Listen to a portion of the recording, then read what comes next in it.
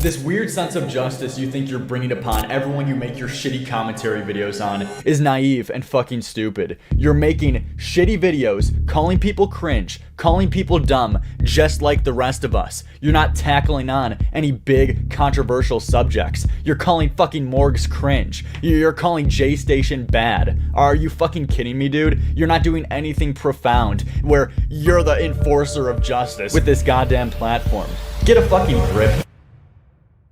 I know the gripe that I have with DJ Cook is just him calling kids ugly. He does not clean up YouTube like he says he does. Yeah, dude, you're a real cleaner of YouTube, you know, making videos stating the fact that Arcade Craniacs is cringe, you know, truly detective's work right there. You have so much fun hating on literal children for calling you ugly. That is one of the most despicable things that I've ever seen. If you're watching this video and you don't like me because you think I'm a bully, I'm not gonna change for you. I'm not gonna change my content. I'm not gonna act like a baby and sit here and worry about it. I'm gonna do what I like. I'm gonna do what I have fun with. And reacting to people who hate on me and reacting to YouTube videos and reacting to channels and just making fun videos, that's what I wanna do. Welcome to part 3 of my DJ Cook series, the final part of my magnum opus.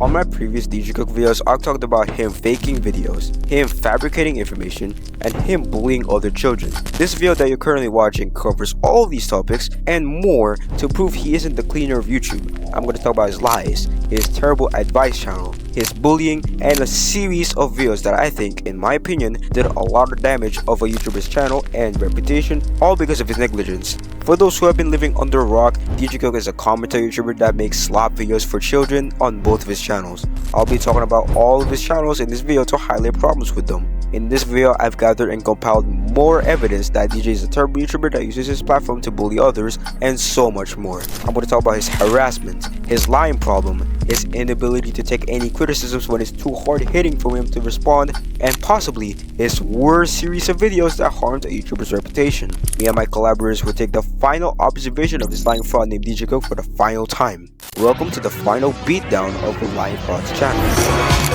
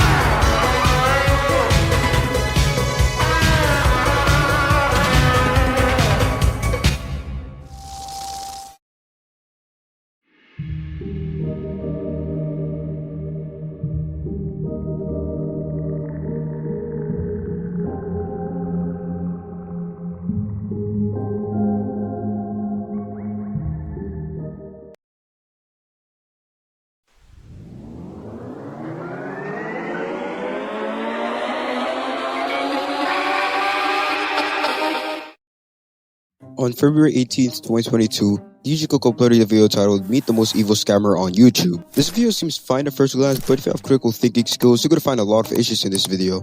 The scammer that he's talking about in this video is Kays, and wow, he does a terrible job at calling out a scammer. First off, is he alleges that Kays steals people's accounts. I loaded up the link and it asked me how many V-Bucks or how many Robux I wanted. And then it wanted my account name. That's kinda shady. Once you type in a name, it starts to load up a code and then BAM! It makes you download some apps for verification. Now let me introduce a new character in the story named Do. And Do is a legitimate scammer. You might think to yourself, he's calling out a scammer. What seems to be the problem? Well, he builds his case by alleging that Do steals little kids' accounts. Matter of fact, he even mentioned it throughout the entire video. It might steal your whole Fortnite account. If he's actually stealing those little kids' Fortnite accounts, he might get these accounts and sell them to random people for money. But he didn't. Do's only guilty of scamming his viewers, but making the assumption that he steals people's accounts and basing your entire video revolving around this claim like it's a claim of fact without clarifying to the viewer that the claim you're basing your entire video off isn't even true is deeply irresponsible. Even if Do scammed his viewers, you still have to present facts, not present unproven accusations. The reason why DJ brought up the claim that Kays steals people's Fortnite accounts is Kays hosts a free Robux or free V-Bucks survey. Kays claims if you answer the survey, you'll get free currency on the games that are related to the survey. This led DJ under the assumption that Kay steals people's accounts, but that isn't the case. Going back to the Dole video, he shows this survey that Dole linked on his about page. Keep this survey UI in the back of your mind, the gear loading icon, the colors, and everything. DJ contacted Dole, and Dole confirmed the website does steal people's accounts. Now going back to the Kay's video, the website DJ clicked on Kay's channel description is literally just the same website Dole used. The similarities are off the charts. It has the same gear loading icon, and it has the same colors. So not only you're pushing a narrative that is verifiably false, you're rehashing the same footage from a year ago to make the audience believe that Kay steals people's accounts. If presenting unproven accusations isn't bad enough, he also showed fake comments to prove his false accusation even more. Where did the little kids' accounts go? Why are there 5 different kids on each of your videos begging for their accounts back? Case, this just doesn't make any sense. Now the comments DJ showed here are fabricated. It's all made up. In all the comments there's a weird gray box in them, which doesn't appear in actual comments made by humans, not by Photoshop. It's clearly hiding something behind the comments, because why is there a weird gray box in all these comments? And also, the most suspicious thing is the date of when the comments were posted. Let's isolate this comment and let's focus solely on these 3 comments. All of them are dated 3 years ago. Seems legit, right? Actually, it isn't. The reason why this was very suspicious to me is Kay started this channel on January 5th, 2020. DJ's video was posted on February 22nd, 2022. The year gap between Kay's channel creation and DJ's video doesn't line up with the comments' date. If these comments were real, then the comments would have been dated 2 years ago, because the gap of 2020 and 2022 is 2 years apart, and these comments are posted 3 years ago. So that meant he fabricated evidence to make Case look bad. He's trying to push the narrative that Case was lying about him, saying he doesn't steal people's accounts. Don't think he's the good guy. I told him straight up that kids have been losing their Fortnite and Roblox accounts after clicking his link, and then they're losing their accounts. He also fabricated information in the video.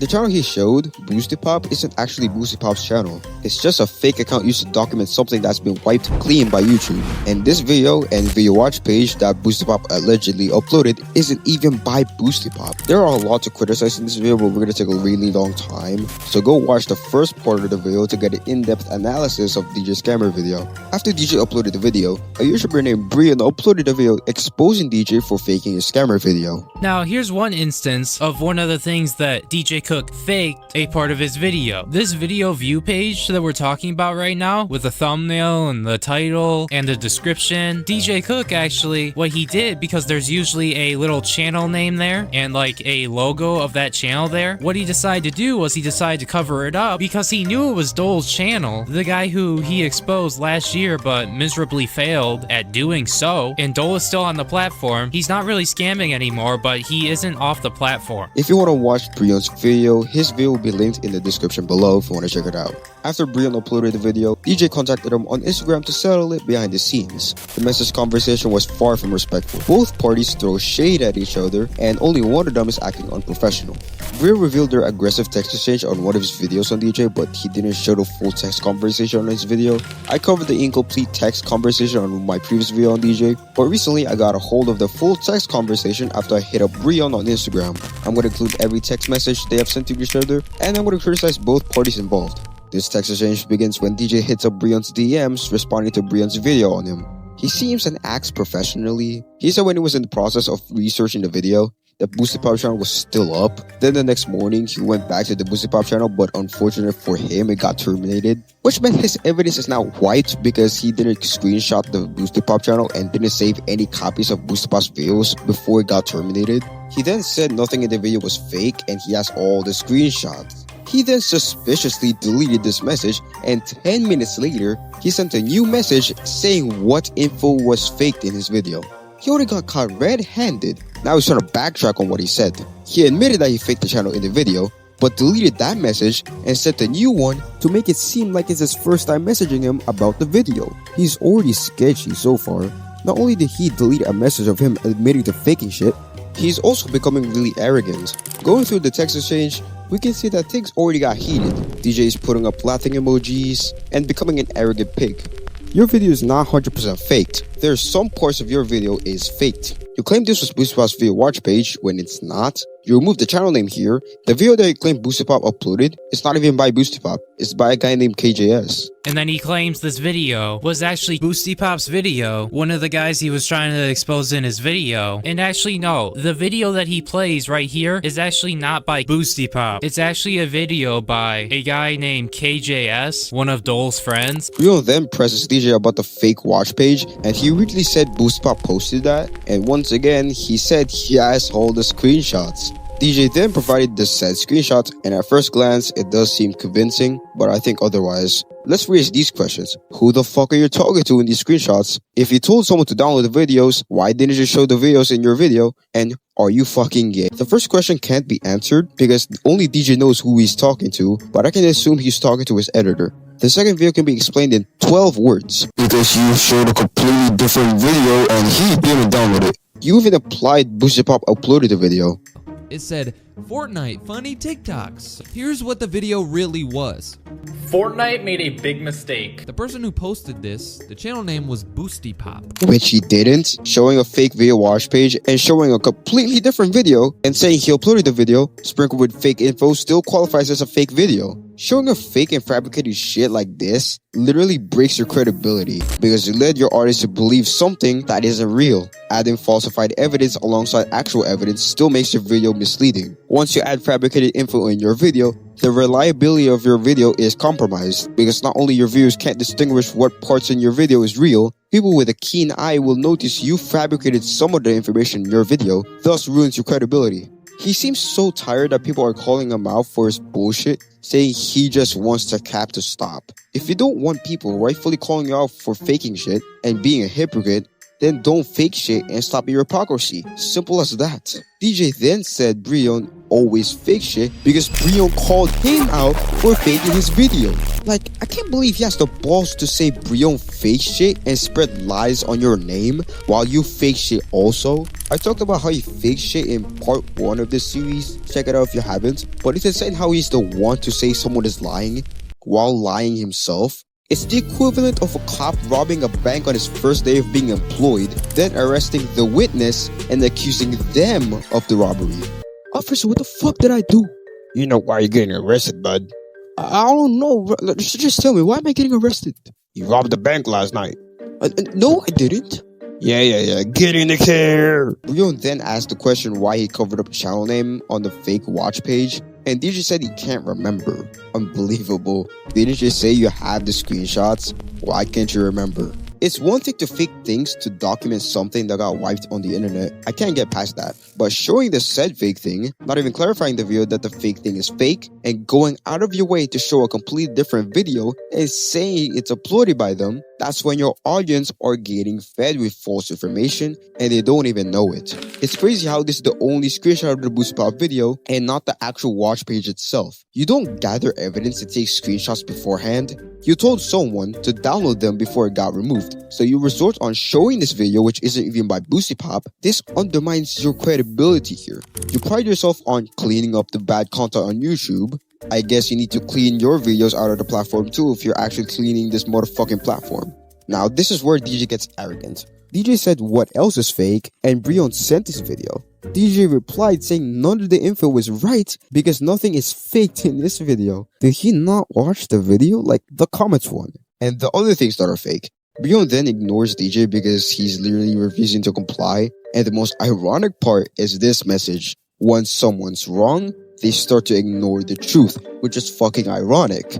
You used to reply on hate videos on you like Lucy PXPL's video. You commented on his videos and started debunking his video while ignoring the ones that made you look bad. Lame ass dude. Didn't you bully kids because they called you ugly? You go to their channel and judge their appearances. Pistol chain grip ass dude. You called me ugly? I already said my piece on DJ, so I'll criticize Breone. It's not another long criticism like what I did to DJ Boy over here. I'll just say one of my criticism of Breone in my last video, which is to show the full text exchange for situations like this next time. Also, please don't say shit like this. I have a question on a CP distributor. What the fuck? I already said this is eons ago now, but it's so funny to me. I have a question on a CP distributor. Only on Breone's basement, I guess. I don't fucking know.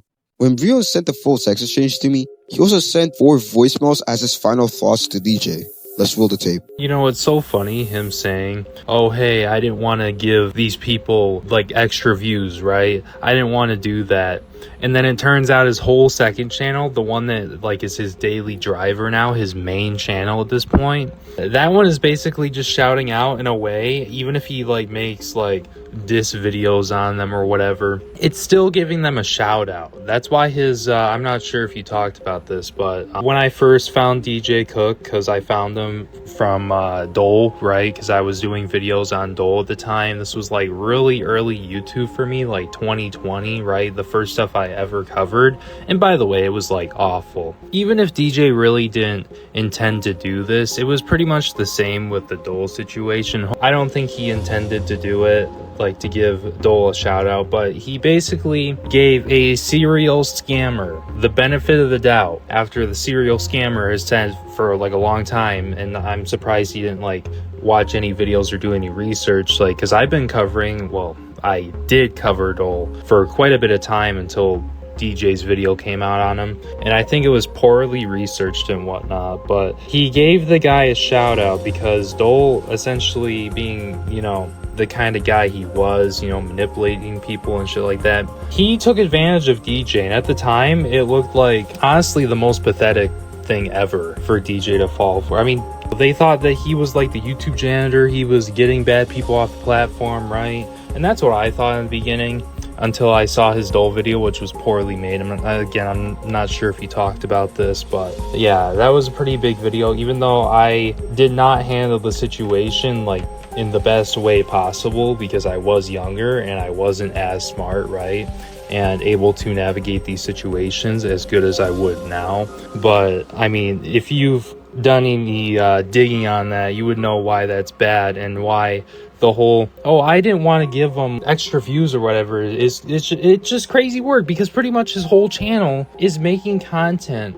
on like these bad people, right? And while he's giving them publicity, right, that's basically just giving views. And now he's just giving views to like little children at this point. That's what he stooped down to, while actively, I guess, degrading young children's minds because they watch this brain rot. It was like, oh, this guy eats his poop or something. Like, what the fuck?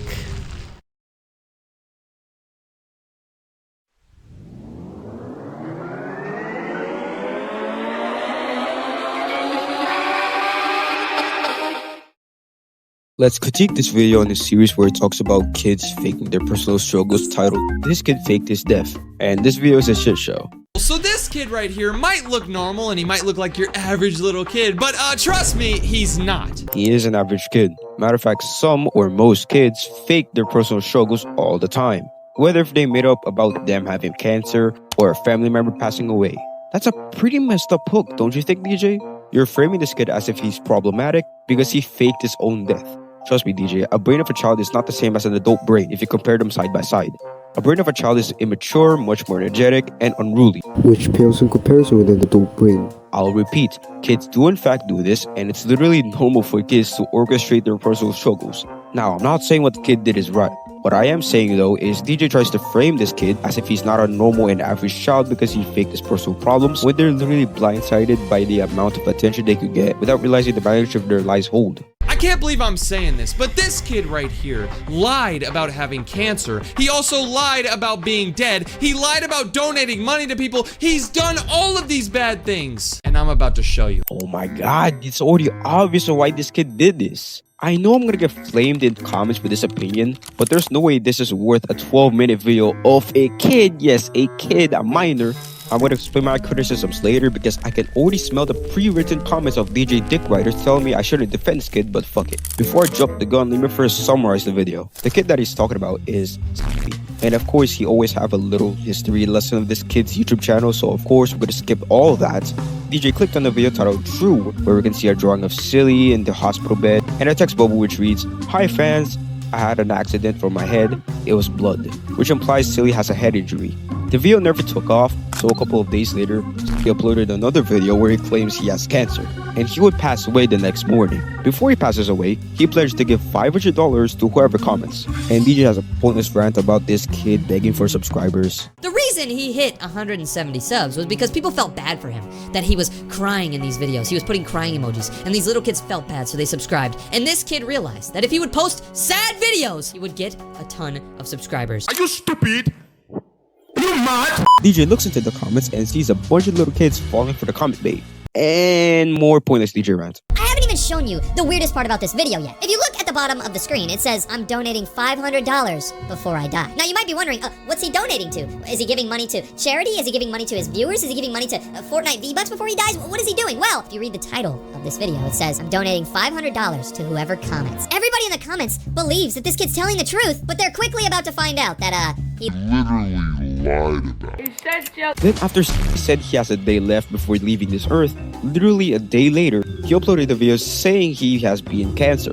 Now, questions have arisen if you have a mind of a DJ fan, which is, how did you have cancer and beat it within the same week? Then a couple of days later, after he hoaxed this short-lived cancer journey, he then claimed he was kidnapped and he is escaping from the kidnapper's house. And next day after his supposed kidnapping, he then decided to come clean, saying he never was kidnapped. Anyway, so far this video is already fucking boring as shit. I probably dozed and fell asleep for like 2 minutes before getting jumpscared by DJ's unnecessary and unironic vine booms.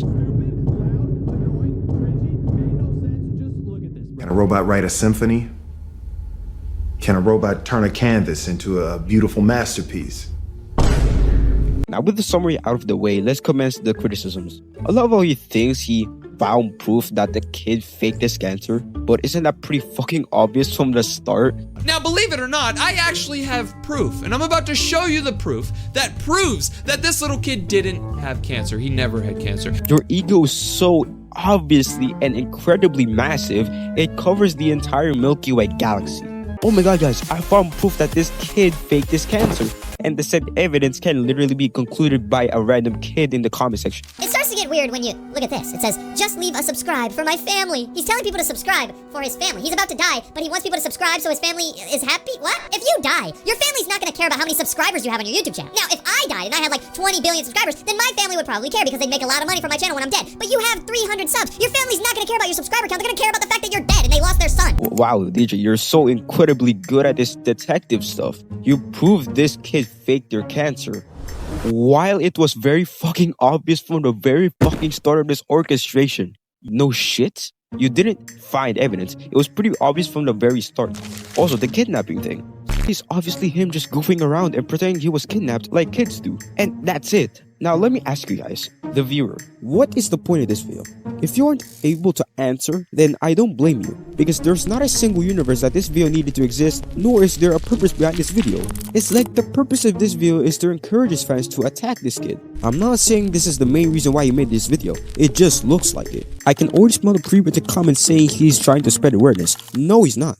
If he actually tries to spread awareness, why is he only targeting kids? And why isn't he educating his viewers? Based on watching multiple videos in this series, I have yet to hear DJ say, hey, don't do this, like at all, because it's bad and you can't be deceiving people at a young age. But I always hear him say, this kid is weird, or this kid is not normal. Today we're going through this kid's whole channel, and I'm gonna show you just how messed up they really are. This little kid right here might look very normal and might look like a very cool kid, but this kid is horrible. This kid lied about his cat being dead on his YouTube channel. He's also done a ton of other things that are just messed up, and I'm gonna show you all of it. Once I show you this kid's channel, you're gonna realize that that's not the only weird thing that he's done. He's also done other things which make me hate him. So you first have to insult these kids instead of teaching your audience consisting of kids that have a cognitive dissonance what these kids did should not be done. So this kid right here might look normal and he might look like your average little kid, but trust me, he's not. What a responsible and intelligent YouTuber. You always do these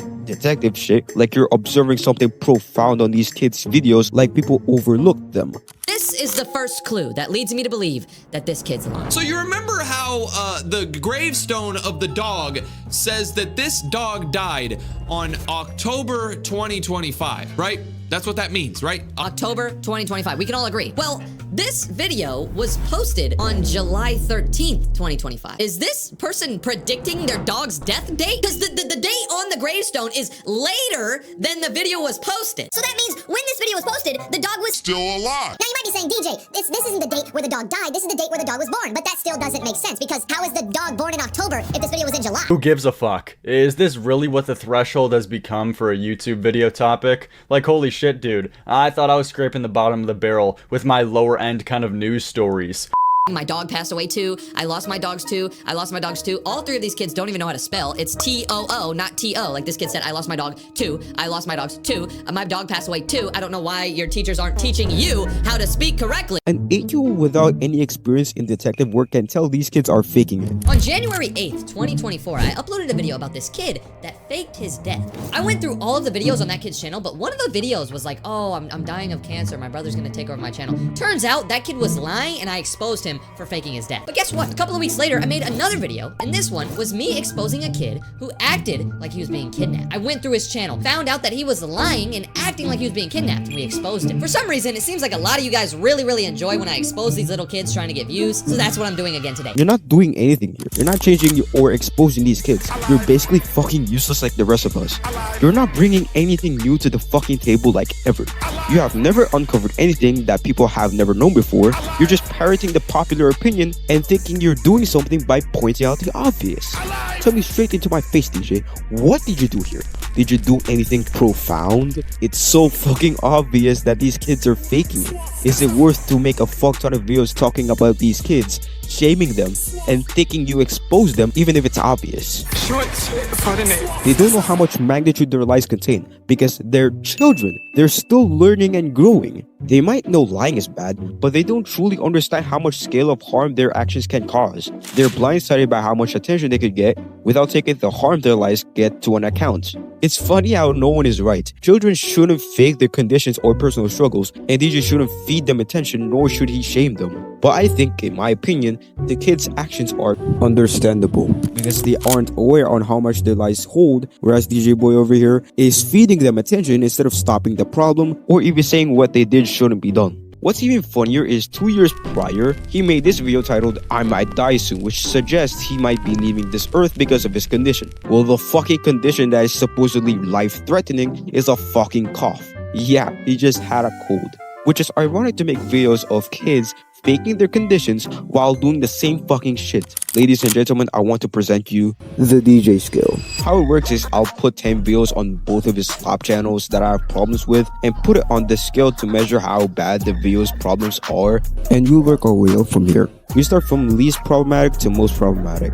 Let's start from the bottom. The first video is titled This Kid Called Kobe at 3 AM, which is unfortunately the first video I watched by DJ. This isn't problematic because technically what he says in this entire video is valid and correct. The girl is just trolling. Not a very good troll, but a troll nonetheless. He's feeding a troll whose sole purpose is to get attention, and he's feeding it to her. Not a problematic video, it's just a pointless one. The second video on the scale is a DJ Loves Turbo upload titled The Worst YouTuber of 2026, which is made like 18 days into 2026. He over-exaggerates how terrible the channel is by calling it the worst YouTuber of 2026, when I can think many other YouTubers in 2026 that are worse than Brand of Bread, like Seem Rosipu, who harassed underage women on the streets of the Philippines by asking them inappropriate questions and mocking communities there, and a fairly recent one named Sneaky Sushi for plagiarizing another YouTuber's video that is smaller than him. There are so much worse than Brand of Bread because Brand of Bread makes these stupid what would you pick videos. At least Brand of Bread doesn't harass underage women, nor does he plagiarize other small content creators. People find this entertaining, by the way. Never in your life have children, or have children with the first person that comes up. What the hell? I thought it was weird when earlier this guy was like, would you rather never marry somebody or whatever, or marry the first person that comes up when you click share? Now he's saying, would you rather never have children or have children with the first person who comes up when you click share? Bro, click share on this video right now. I'm not trying to bait you into doing it, but who pops up whenever you click share on my video? Let me know. Is it your mom or your dad? It probably is. Oh my God. Have children with the first person. Most of these kids are on their iPads, and when they click share, it shows their dad or their sister or their mom. The third video is a main channel upload titled Meet the YouTuber in Love with a Clown, which is a terrible video. He takes way too long to get to the point. I kid you not, it took him like 10 or something minutes to talk about Stromedy is apparently in love with clowns on a 16-minute long video. Like, if you're gonna criticize people for taking too long to get to the point, don't do it yourself. You'll make yourself look like a hypocrite. And you hate hypocrites, right? The fourth video is a DJ Love Story upload. Wow, it's alternating to a main channel upload to a DJ Love Story upload. What the fuck? And it's titled, I Searched Up Feet on YouTube. Which, first of all, nice video idea for a bunch of children to see. And second of all, why did you make this dude look like a weirdo? This video says, I wrote a hit song with my feet. Bro, why is he looking at the foot like that? Bro, you're weird. Nah, hold on, I gotta dislike this. Alright. So you outright called the dude weird because he looked at her feet and he's smiling. What? That dude is her brother. He's smiling because that's his sister. He's watching her play a note with her feet positioned in a weird way. And it's an unconventional way to play a piano. You're making it seem very weird than it is, DJ. You disliked the video because you thought a dude is a creep fiending for her feet? That's one of the stupidest points I've ever heard. He looked at it for 4 seconds, yet you're calling him a weirdo for that. Are you brain dead?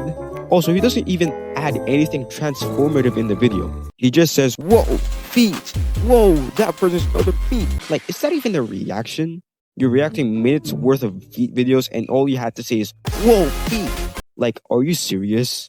The fifth video is a main channel upload titled The Most Boring YouTuber Ever. And I promise you, like his other videos, there is no value put into this excuse of a video. Straight out the gate, he dedicates 2 minutes of the video's time to talk about a kid in his comments saying that they're boring. It was from Patricia Brown. The comment said, check out Ava's news, it's boring kinda. Who is Ava's news? Is this like a girl who posts news about YouTube or news? Like, what is this? He watched the channel and he concludes that they aren't boring at all. So he theorized the person that posted the comments are classmates with the YouTuber that he watched.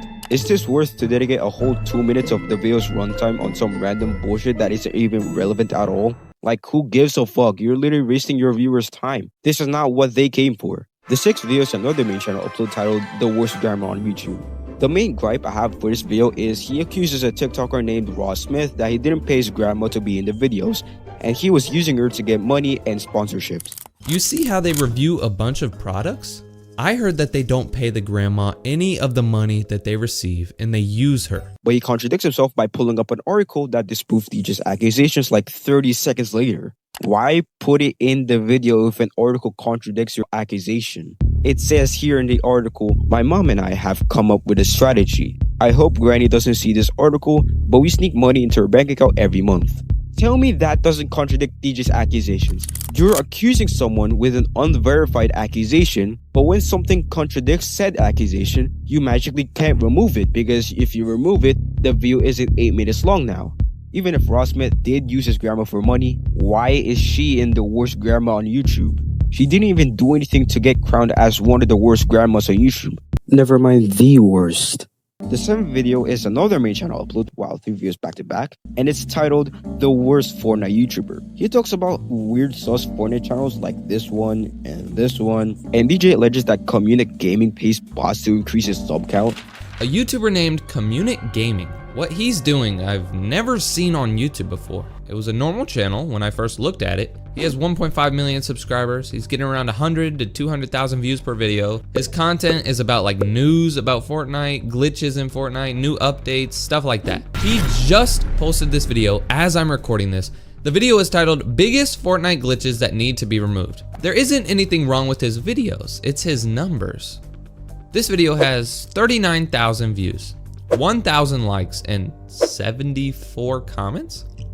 Maybe his fans just don't comment on videos a lot, right? Yeah. The first comment on this video is a bot with 1 reply. The next comment is another bot, and another bot, and another bot, and another bot. There were like 30 bot comments on this video and only like 30 real comments. But shows sufficient evidence to prove Communic Gaming buys bots. He then changed his mind after he uploaded the video and he corrected himself on the video titled YouTubers with Fake Subs. In the original video that I made about this guy where I talked about him, I ended up finding his Twitter account and I asked him why he has no comments on his videos, and I asked him if he buys subscribers, but he never ended up answering me and we just had to move on. Well, guess what? He finally texted me back and he said this: I don't view bot, and the reason why I have so little comments is because I don't heart the comments and I don't leave pinned comments. He also said that there's a ton of scam comments on his videos and he tries to remove them, so that's why he doesn't have a bunch of comments. But do we believe him? I guess I do. His channel seems legit, but he just doesn't get a lot of comments. I love how you clarified that on a separate video. You could have just crammed it on the original video, right? He also talks about a notorious YouTuber named Tamasha Berra, and he talks about how he's the Fortnite equivalent to NNA Productions. Do you remember NNA Productions, the dude who was screaming about fidget spinners? I literally found the Fortnite YouTuber version of him. But fails to mention any of the other stuff that is worth criticizing him for, like the time Tamasha Berra would regularly clickbait his audience that they'll get free V-Bucks if you play a creative map, even though the map doesn't actually get you V-Bucks. Matter of fact, it doesn't even state that you can get free V-Bucks from it. And Tamasha would just buy V-Bucks to make it seem like he gained a lot of V-Bucks by completing the map. And he neglected to mention Tamasha's overpriced memberships. In order to be a tier 1 member on his channel, you need to pay $199. And the highest one is tier 5, and it's priced at $150. It's clear he's trying to get kids to purchase the tier 5 membership, because if you purchase the goddamn membership, he claims you get free Fortnite gifts, features, and a shadow. He's trying to get kids to spend $150 on a membership that isn't even gonna happen. He also talks about Ghost Ninja. Yeah, that Ghost Ninja. You remember the first YouTuber he made a video about in his Meet the YouTuber series? He concludes the video by crowning Ghost Ninja as the worst Fortnite YouTuber. Who is the worst Fortnite YouTuber of them all? It's so hard to choose because we have scammers, we have lazy YouTubers, and we have fake YouTubers, but I honestly think the worst Fortnite YouTuber is Ghost Ninja. Hi, my name is...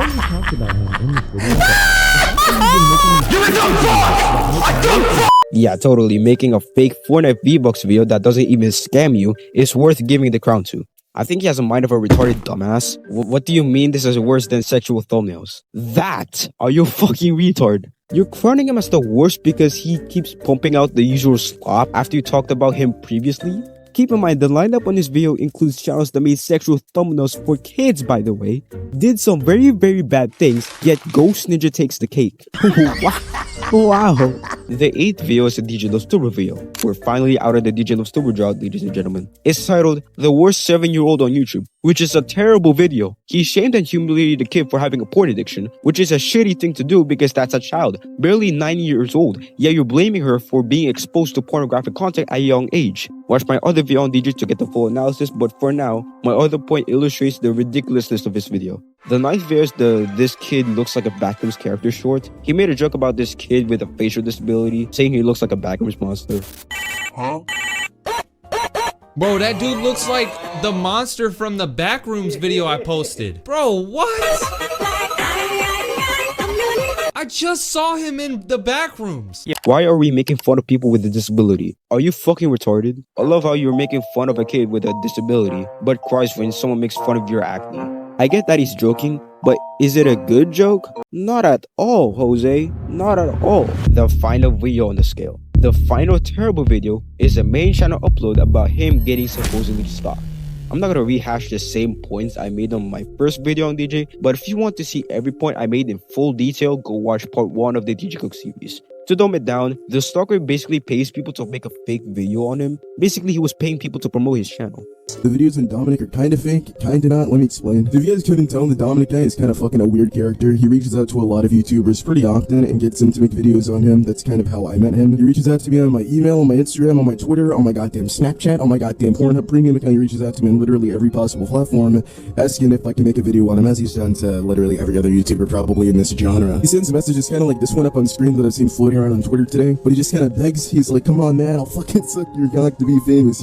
He really wanted me to make a video on him, and then at that point in time, I was like, okay, this guy really wants this shit. Let me just make this quick video. I forgot to mention, when all this stalking thing is happening, why isn't he speaking up about it on his socials? He never said anything about this dude stalking him on Instagram, his Twitter, or not even his OnlyFans. Nothing. Just this video on Twitter of him messaging Dominic, which doesn't imply that he was stalking him. It just implies that Dominic wants to make a fake video together to boost his shit. He denied originally, but somehow went through with it. It's almost as if he is going against his own principles, or in other words, being a hypocrite, you know? The one word that he can't stand people being. I love how I found 10 videos that I managed to find problems with, which proves that it's really easy to point out problems on Digico's entire catalog of videos. His content is so crap. You can find a lot of problems without you even trying. Try it out for yourself. You will be in for a shock at how easy it is to find many problems in his videos. Another problem is his videos encourage his audience to harass people. Now, I'm not saying that is his intention. What I'm saying is this content is aligned with bullying. I'm actually at a loss for words at how despicable you have to be to make a series dedicating to judge children by their looks because they called you ugly. You would have to be so petty to do this. I'm going to criticize this series later on in the video, but these videos are entertaining kids. You're encouraging bullying. I don't understand how anyone can like this content. The amount of kids are defending DJ for this, I swear. If Eli Zucray or Morgs did this, y'all are gonna call them out for doing it. But with DJ, he gets a pass because he cleans up YouTube. You aren't cleaning up shit. You would be doing more work cleaning the back of my fucking asshole as I'm taking a shit. Did he ban anyone in his entire career? Nope. Did he delete a video? Not at all.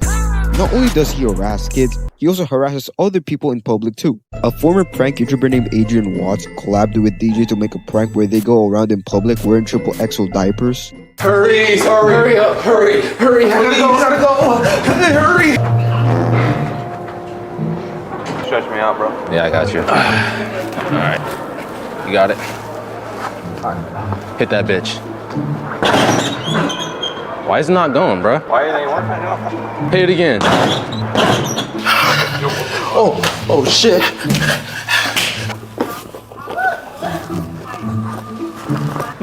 One rear. Hey, man. Hey, how's it going? Up? How you doing? Long time no see. I can't lie, Pops looks like he want to join in. Yes, DJ pants Adrian in public. What the? What the fuck? Where'd he go? Where'd he go? You get away from me. Where'd he go? Where did he go? Do you see him? And Adrian passed DJ back as a revenge. Fucker. What the fuck am I watching? They sat on another dude.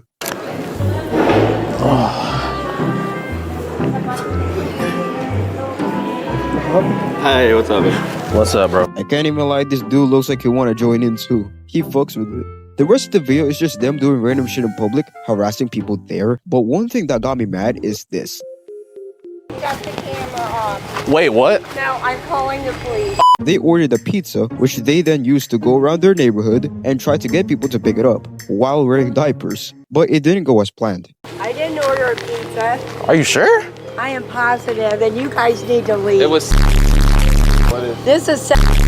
I did not order a pizza, and you guys need to leave. They tried to convince her to take the pizza that she didn't even order while wearing like that, but she refused. She had to tell their cameraman to turn off the cameras like twice because the cameraman didn't and was still recording her, even though she asked them to put them away. Got the camera off. Wait, what? Now I'm calling the police. Oh no, I'll get the car out the way. I don't know what kind of shit you guys are Zoom doing. on her. Zoom on her. I want the camera turned off. Okay, I'm gonna move the car. Adrian then clipped this and posted it as a YouTube short, labeling the woman as a Karen. Bro, she is anything but a Karen. If you get approached by two grown men with diapers that probably had a shit stain in it, would you do the same thing? Obviously, because they were trying to get her to take the pizza that she didn't order, trespassed her property, and they recorded her without consent. What they did here is possibly illegal. They're trespassing, invading someone's privacy, wiretap violations, or in other words, delivering unwanted goods, and fraud or harassment, which is ironic. You could be spending 1 to 3 years in prison in Illinois, which is where DJ resides. And this is the same dude that LARPs as the cleaner of YouTube. You can help me clean up YouTube by subscribing to my channel. On my channel, we try to clean up the bad content on YouTube. If you want to help me make YouTube a better place, click subscribe. I can't believe DJ agreed to do this, while 3 years prior, he disavowed the Morton boys from harassing people. His sons actually have a channel named the Martin Boys. I expected them to have an awesome channel and do better than their dad, but I swear to God, they followed in his footsteps. They posted a video titled, "Making Fun of Strangers in Public." These are the same kids that were getting abused. They're doing it to other people a couple years later. This is laughable because in the future, you'll be wearing a diaper in public with your butt buddy Adrian. Hit that bitch. Why is it not going, bro? Why are they working? Hit it again. I prefer DJ with pants instead of DJ with a diaper, thank you. He also sponsored an overpriced AI app. You can try InVideo AI for completely free by clicking the link in the description or the pinned comment. But if you want to get the most out of the AI plans and all the AI capability, I suggest that you get the generative plan. This plan starts at $96 a month, and I think this gives you the most bang for your buck. Oh, I can make AI videos on the app, but some of the features are locked on the paywall, so I have to burn $96 a month and $1,152 yearly to create AI slop. It's not bad to be sponsored, but to sponsor an app that locks some of its features in a costly, impenetrable paywall is problematic. Keep in mind, your audience are primarily children, by the way. A child does not wish to be able to spend an $1,152 yearly subscription. Parents might or may see this as irresponsible because you're telling your audience to fucking buy an expensive subscription because you recommended them to. You literally said you suggest this $96 plan to your audience of kids. I suggest that you get the generative plan. This plan starts at $96 a month, and I think this gives you the most bang for your buck. Saying the app gives you the most bang of your buck, it's like saying Lil Saint J. Encouraging kids with no bank account and allowance to spend $96 on a subscription is, I'll say it again, irresponsible. They will find methods on how to pay this overpriced subscription by using their parents' bank accounts without permission. I know you're getting paid a lot to promote all this, but you're really choosing money over credibility. You're a fucking sellout. Don't expect kids to buy this generative plan with parental consent, because there's literally no use and usefulness in creating AI slop. Speaking of his fans, they are so insufferable. They will defend him for everything no matter what he does, like him making a series where he compares his face to a random kid's face and determining who looks better than the other, which is such a crybaby and dumbass move. I'll critique this series later on in the video. Like, I am convinced that I can post a video of him praising the mustache man, saying he is this generation's hero, and his fans will still defend him. What I just laid out is absurd, but I'll elaborate later since I try to correlate this point on another segment, since this point is a little bit off the beaten path. I'm at a crossroads with your love. Do I go left? Do I go right? I know you giving me all of these signs. Stop! I'm hard to love, I don't mean to. There's nothing you can do. I'm hard to love. I'm telling you it's me. So listen to me, please. Understand what I'm saying, I ain't playing this shit. Girl, just say what's on your mind. You keep talking in these codes, I don't wanna decipher. It makes me really wonder if I like her.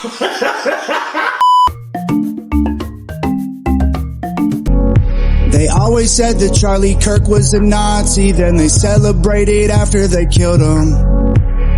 They tried to tell us that Black Lives Matter and that white people have always been villains. That's me, big boss is Mr. Plenty. It stunk, it was annoying, it was basic as hell.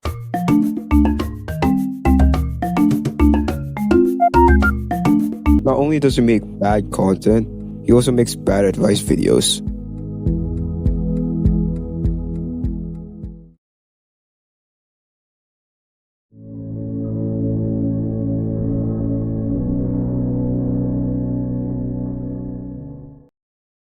Now, personally, I like extreme men who live on the wild side, but this image makes you look like a complete fucking tool. Put your tongue away, no one wants to see that. This hand gesture tells me you unironically say shaka bra when greeting women, and just thinking about that dries up the old puss down there. But I do wonder what some of the other women think about this photo. You are genuinely the corniest and least fuckable man on this planet.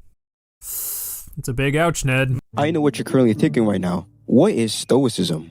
I'm gonna let this robot named Passion Fruit explain what Stoicism is. Stoicism is an ancient Greek philosophy that teaches that virtue and self-control are the keys to living well. It emphasizes focusing on what we can control, our thoughts and actions, while accepting external events as neutral. At its heart, Stoicism is about resilience, clarity, and inner freedom in the face of life's unpredictability. Thank you, Passion Fruit. Anyway, why am I even bringing up this ancient philosophical concept? That's because he would sometimes base his advice on his advice channel, DJ Loves Life, with this philosophical concept. Videos like "This kid needs serious help," "If you get bullied, watch this," and "Nothing is good or bad" has their ideas fall under Stoicism. Now, just because your stand in philosophy is Stoicism, it doesn't automatically mean you're smart. I took a quick excursion on DJ's advice channel because this is his only decent channel on his catalog of channels. While some of his advice are surprisingly well put, some of his advice sometimes fall flat by victim blaming and putting these philosophical jargon in them that doesn't even make sense, thus ruins and affects his advice. One example of him victim blaming and hiding behind a philosophical jargon to justify his trash advice is this video titled "This Kid Needs Serious Help." I already talked about this video previously, so I won't go in depth deconstructing this video. Instead, I'll let Solace take over and go over the main gripes I have with this video. She's only going to touch on these philosophical statements that DJ brought up. The aforesaid statements are: no one is hurting you are hurting you, nothing is good or bad, it just is what it is, and if someone can make you mad, they are your master. Future traction here. Solace hasn't sent me her part yet, and she's been ghosting me recently, so I'll take over instead. In the video, he gives advice to a kid with anger issues, and he can't control it. The reason why DJ got so mad during this video is the kid talks about a time when he hits his sister, and the reason for that is he can't control his anger since he has a short temper. DJ ignores that the kid has a short fuse, and the fact that the kid can't even control his anger to begin with, and chose to victim blame and hide behind these philosophical jargons to justify his stance. For the full context, go watch DJ's video to hear the fucking bullshit that he has to say. To touch on these statements, the statement "no one is hurting you are hurting you" is really dumb. A kid who tends to get mad isn't choosing to hurt themselves voluntarily. They're dealing with emotions they don't yet know how to control. It's like telling someone with asthma no one is choking you are choking you. Anger can be triggered on the outside if you're stressed, the environment, or unfair treatment. It can also come from the inside, such as impulse control issues, trauma, or even grade 9 biology. Blaming the kid ignores both sides. Instead of blaming the child, adults like DJ Boy over here should help children to find their triggers and develop coping strategies. It is important to teach responsibility, but this should be done with actual help. You already victim blamed another child for having a porn addiction prior. Have you ever once in your life ever thought about your content and how useless and atrocious it is? Nothing is bad or good in this world. Everything just is what it is, and you get to choose what you think it is. Now, I like this statement because it's structured so incredibly weak, it becomes incredibly flawed once you put a little bit more thought into it.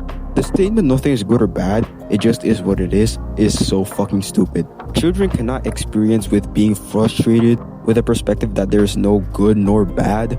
I am not trying to excuse the kid's actions. However, it's important to understand that their actions are simply the result of a child's continued process of developing. Children are still learning the process of emotional regulation, so their reaction indicates where they are in the process of becoming more mature and does not mean that there is something wrong with them. This bullshit of a statement is also really flawed. If nothing is good or bad, then what is stopping you from robbing banks or murdering people? A world without good and bad allows all type of crime because nothing is bad. You can't use the argument that you have morality because a world without good and bad doesn't have morality. We need these classifications to have morality. There's a reason why we even created these classifications, to identify what is good and what is bad. Now, the final philosophical jargon is if someone can make you mad, they are your master. I admit this statement is quite paradoxical and quite catchy. However, it doesn't mean that this statement is flawless. Your shitty statement says you need complete control over emotions, but neuroscience shows that the amygdala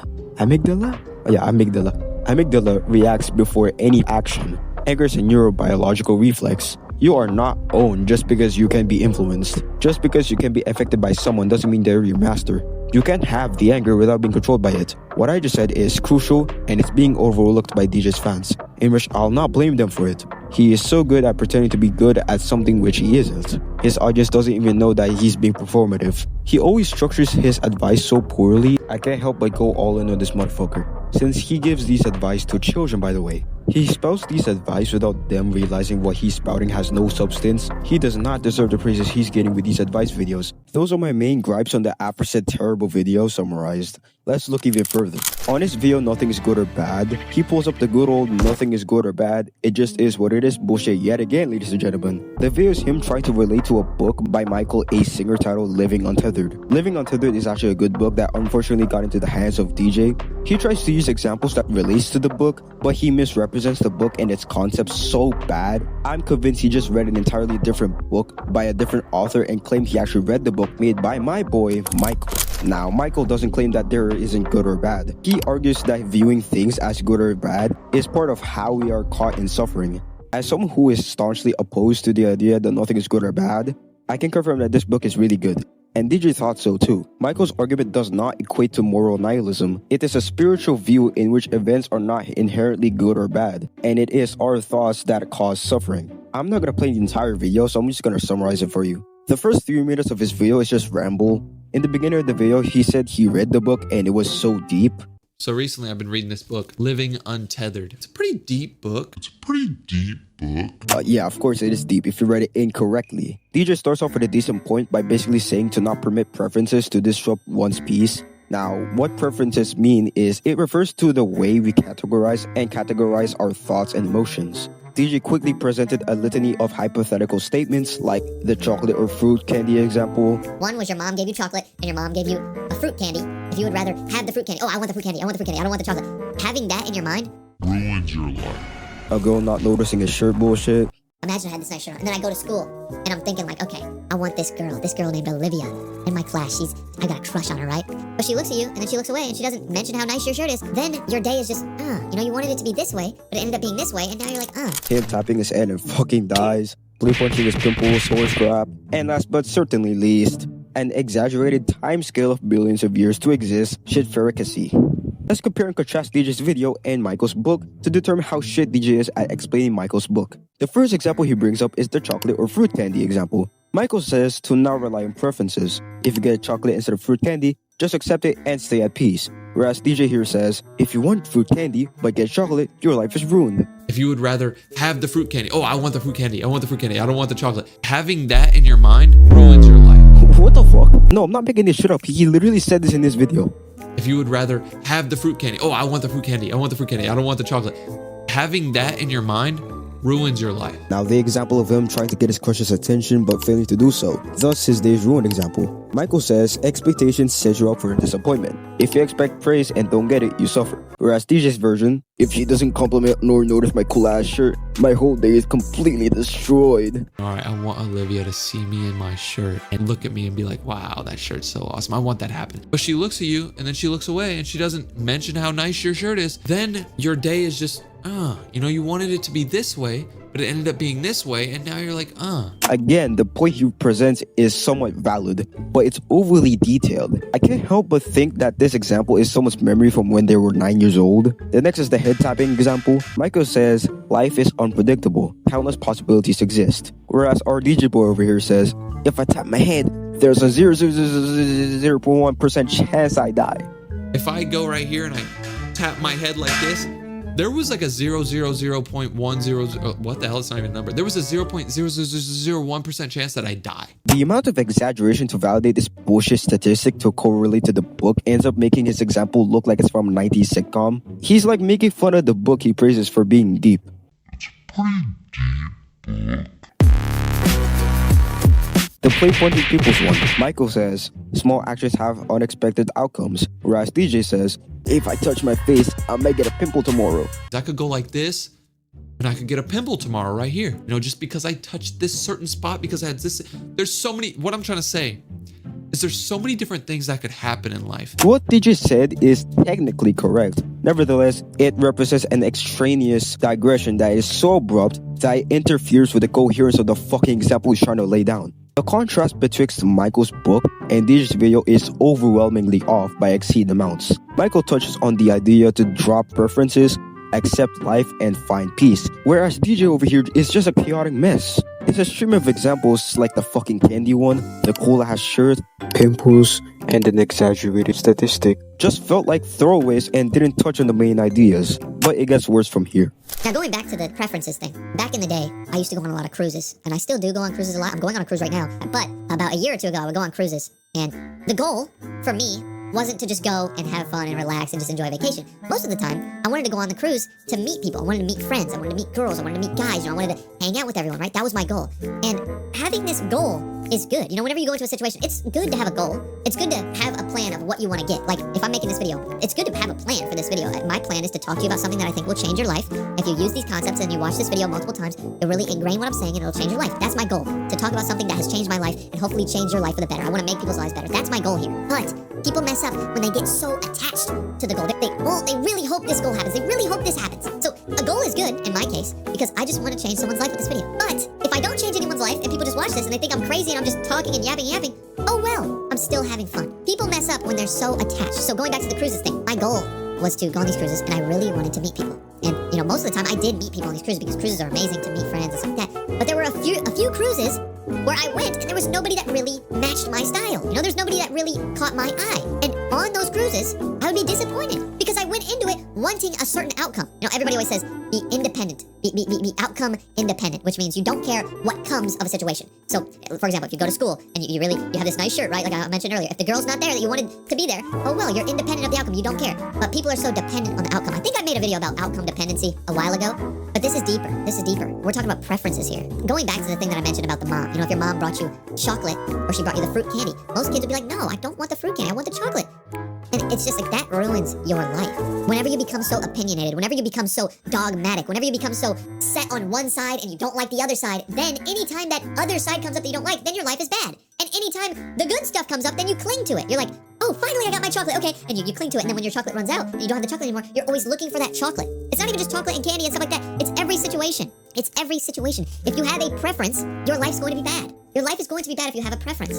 Like recently in my life, I have just been like, I don't care. I don't have an opinion. If this happens, okay.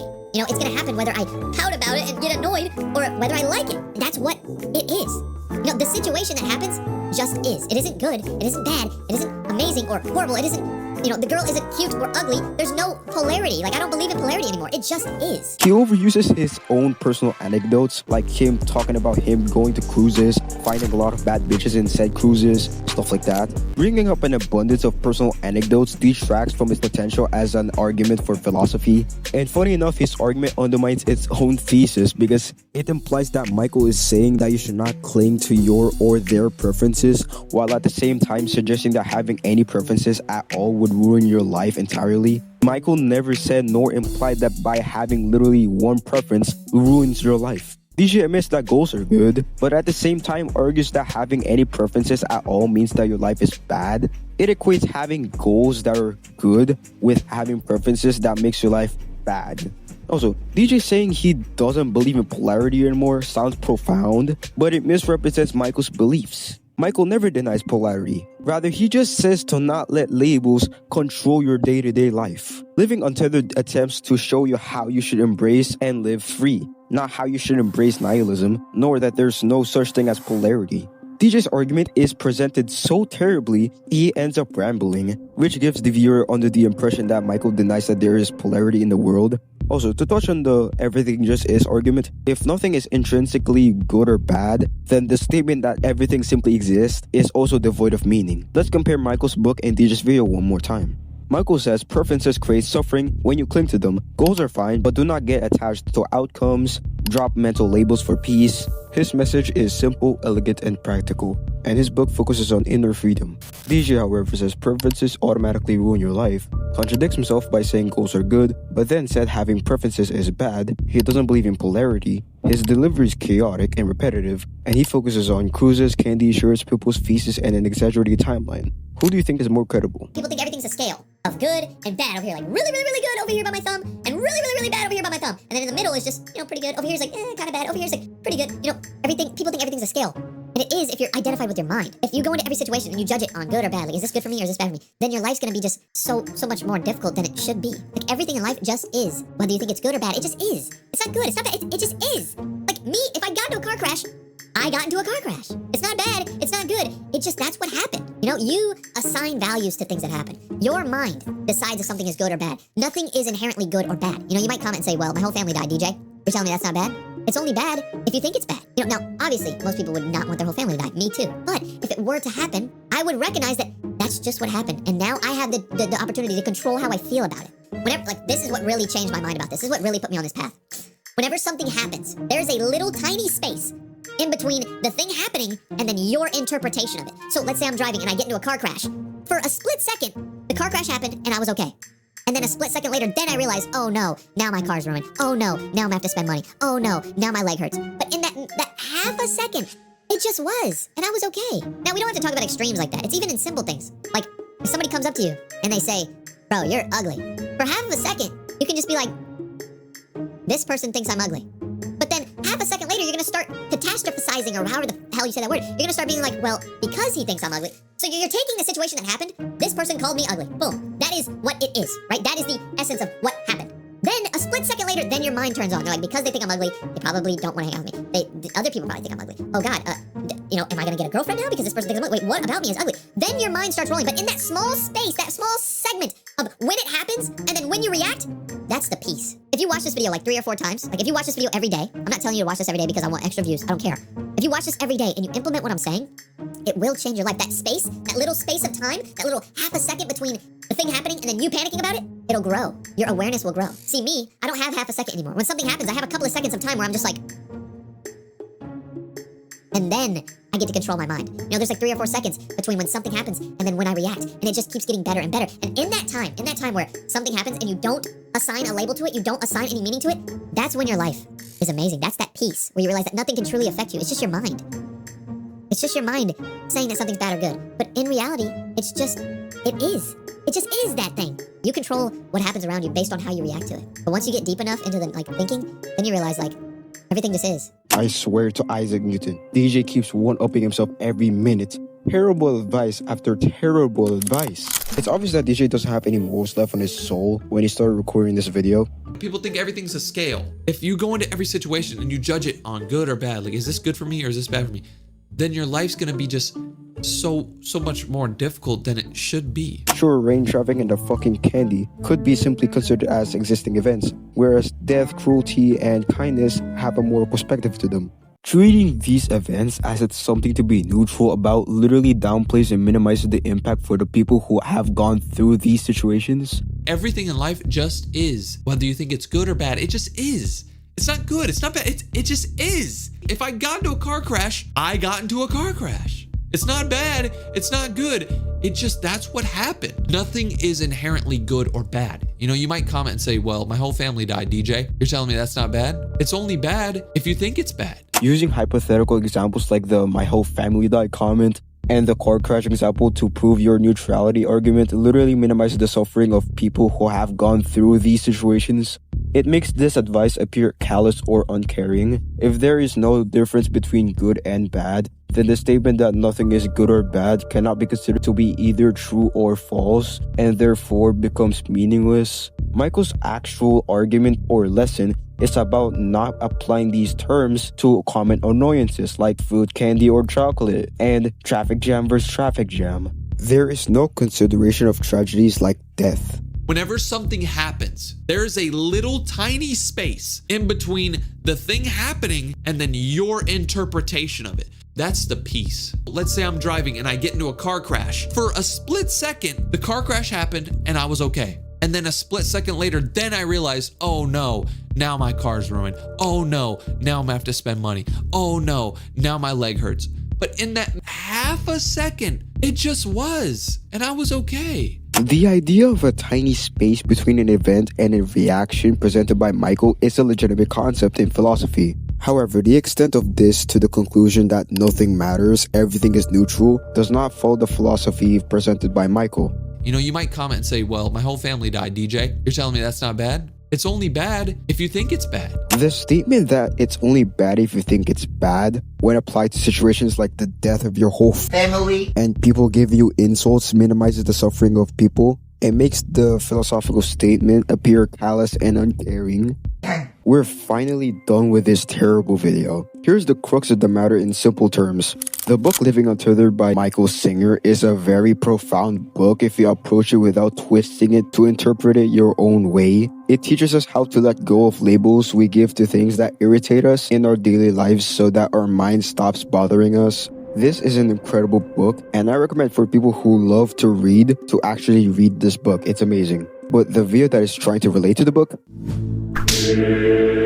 now, it's very generous and rich of me to call his video a hot steamy garbage that is not worth anyone's time. DJ takes this incredible book and converting its message into a fucking fruit candy metaphors, cruise ship anecdotes, your fucking acne, and some nihilism. Shit like nothing is inherently good or bad. Everything in life just is. Whether you think it's good or bad, it just is. And it's only bad if you think it's bad. It's not what the book teaches. This is literally minimization masked with the term advice.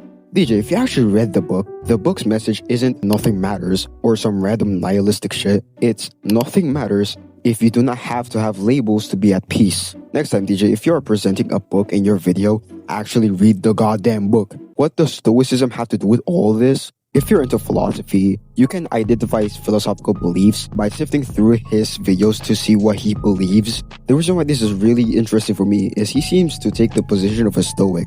Some of his videos are aligned with the stoicism idea. For example, the videos we critiqued are examples of what the philosophical idea posits. The reason why I'm even bringing up philosophy to begin with is he would sometimes make these flawed philosophical jargons on his advice videos to appeal to authority. Moral of the story, be critical on whoever's yapping behind a microphone. Don't take everything they say and immediately think it's the most life-changing thing ever, whether that be someone you adore or someone you like, because not everything they say is truthful or even helpful at all. The reason why I'm even bringing these videos up is because he has a child audience who believes all the shit that he's saying on these terrible advice videos. He wants his fan base of children to take a nihilistic worldview that everything is meaningless. He's misrepresenting what the book even is by only reading one sentence of the book and says it's too much for him to handle. DJ, are you proud that you spewed this nonsensical bullshit to your fan base of children, trying to get them to believe in a nihilistic belief system by misrepresenting the book itself?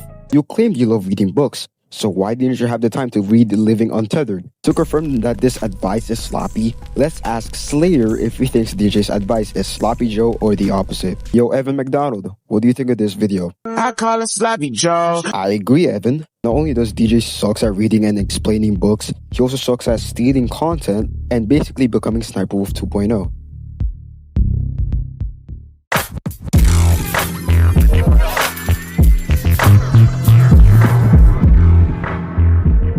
Now, I think it's a little bit unfair that I'm bringing up Sniperwolf. While her reaction is whack as shit, at least she talks and somewhat reacts. Whereas DJ over here doesn't even try to make his reactions transformative or even reacting at all. This isn't gonna be a long segment, so I'll add this little interlude in the segment title. In Mom Tries to Sell Her Baby for $500, the video he's reacting is 11 minutes and 41 seconds, but his video is 13 minutes and 35 seconds.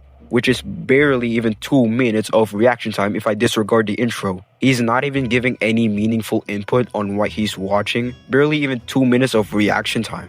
He probably just said, "Oh gee willikers, did she just soul her baby?" That is an extremely bad thing to do because that is not what a responsible mother would do. Like, be real DJ, you can't be doing a reaction video if you barely even react to the video you're watching. Even fucking Sniperwolf has better reaction than this. And I wouldn't call her reactions good or even transformative. That's how nothing burger his reactions are. Look at this video. Unbelievable moments caught on camera. He didn't even put a thumbnail for that video. This is the level of effort we're dealing with here. I think I can react to one of his videos and give actual meaningful input.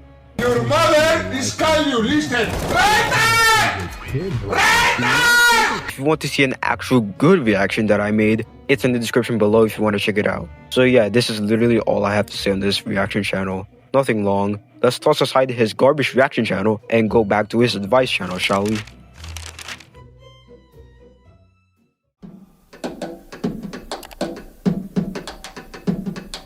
We've talked about him giving a terrible takeaway on a book that he apparently read, and him giving terrible advice to a kid with a short fuse. This advice that I'm gonna critique is by far one of the worst shit he has ever spewed out of his mouth. And it's this video titled "If You Get Bullied, Watch This." And oh boy, this is really terrible. Just like the last time, he already said some bullshit not even 3 minutes in the video. If you believe that you're ugly, then that's your fault, and that's why you're getting bullied. What? This is textbook definition of victim blaming, and you can't make me think otherwise. Straight out the gate, he already victim blamed a child that is seeking advice. Keep in mind, he's giving advice. He's shifting the blame from the bully to the victim, which is literally victim blaming. Let's start with the basics. Bullying is to make fun of, harass, and intimidate someone. Whether the kid believes what the bully is saying, it doesn't make the bully to not make fun of the kid anymore. Like you're blaming a kid, yes, a kid, for being targeted, which is literally cruel. People get bullied for many reasons like their race, gender, appearance, or disability, which is no way the victim's fault. All of it lies entirely to the bully. At this point, you're invalidating the kid's pain from being bullied, which is a cruel way to start your shitty advice, don't you think? You're discouraging the kid from seeking help on any of the teachers or the principal because you said it's entirely their fault that they're being bullied, which is not true. Bullying is not and never the victim's fault, but it gets worse.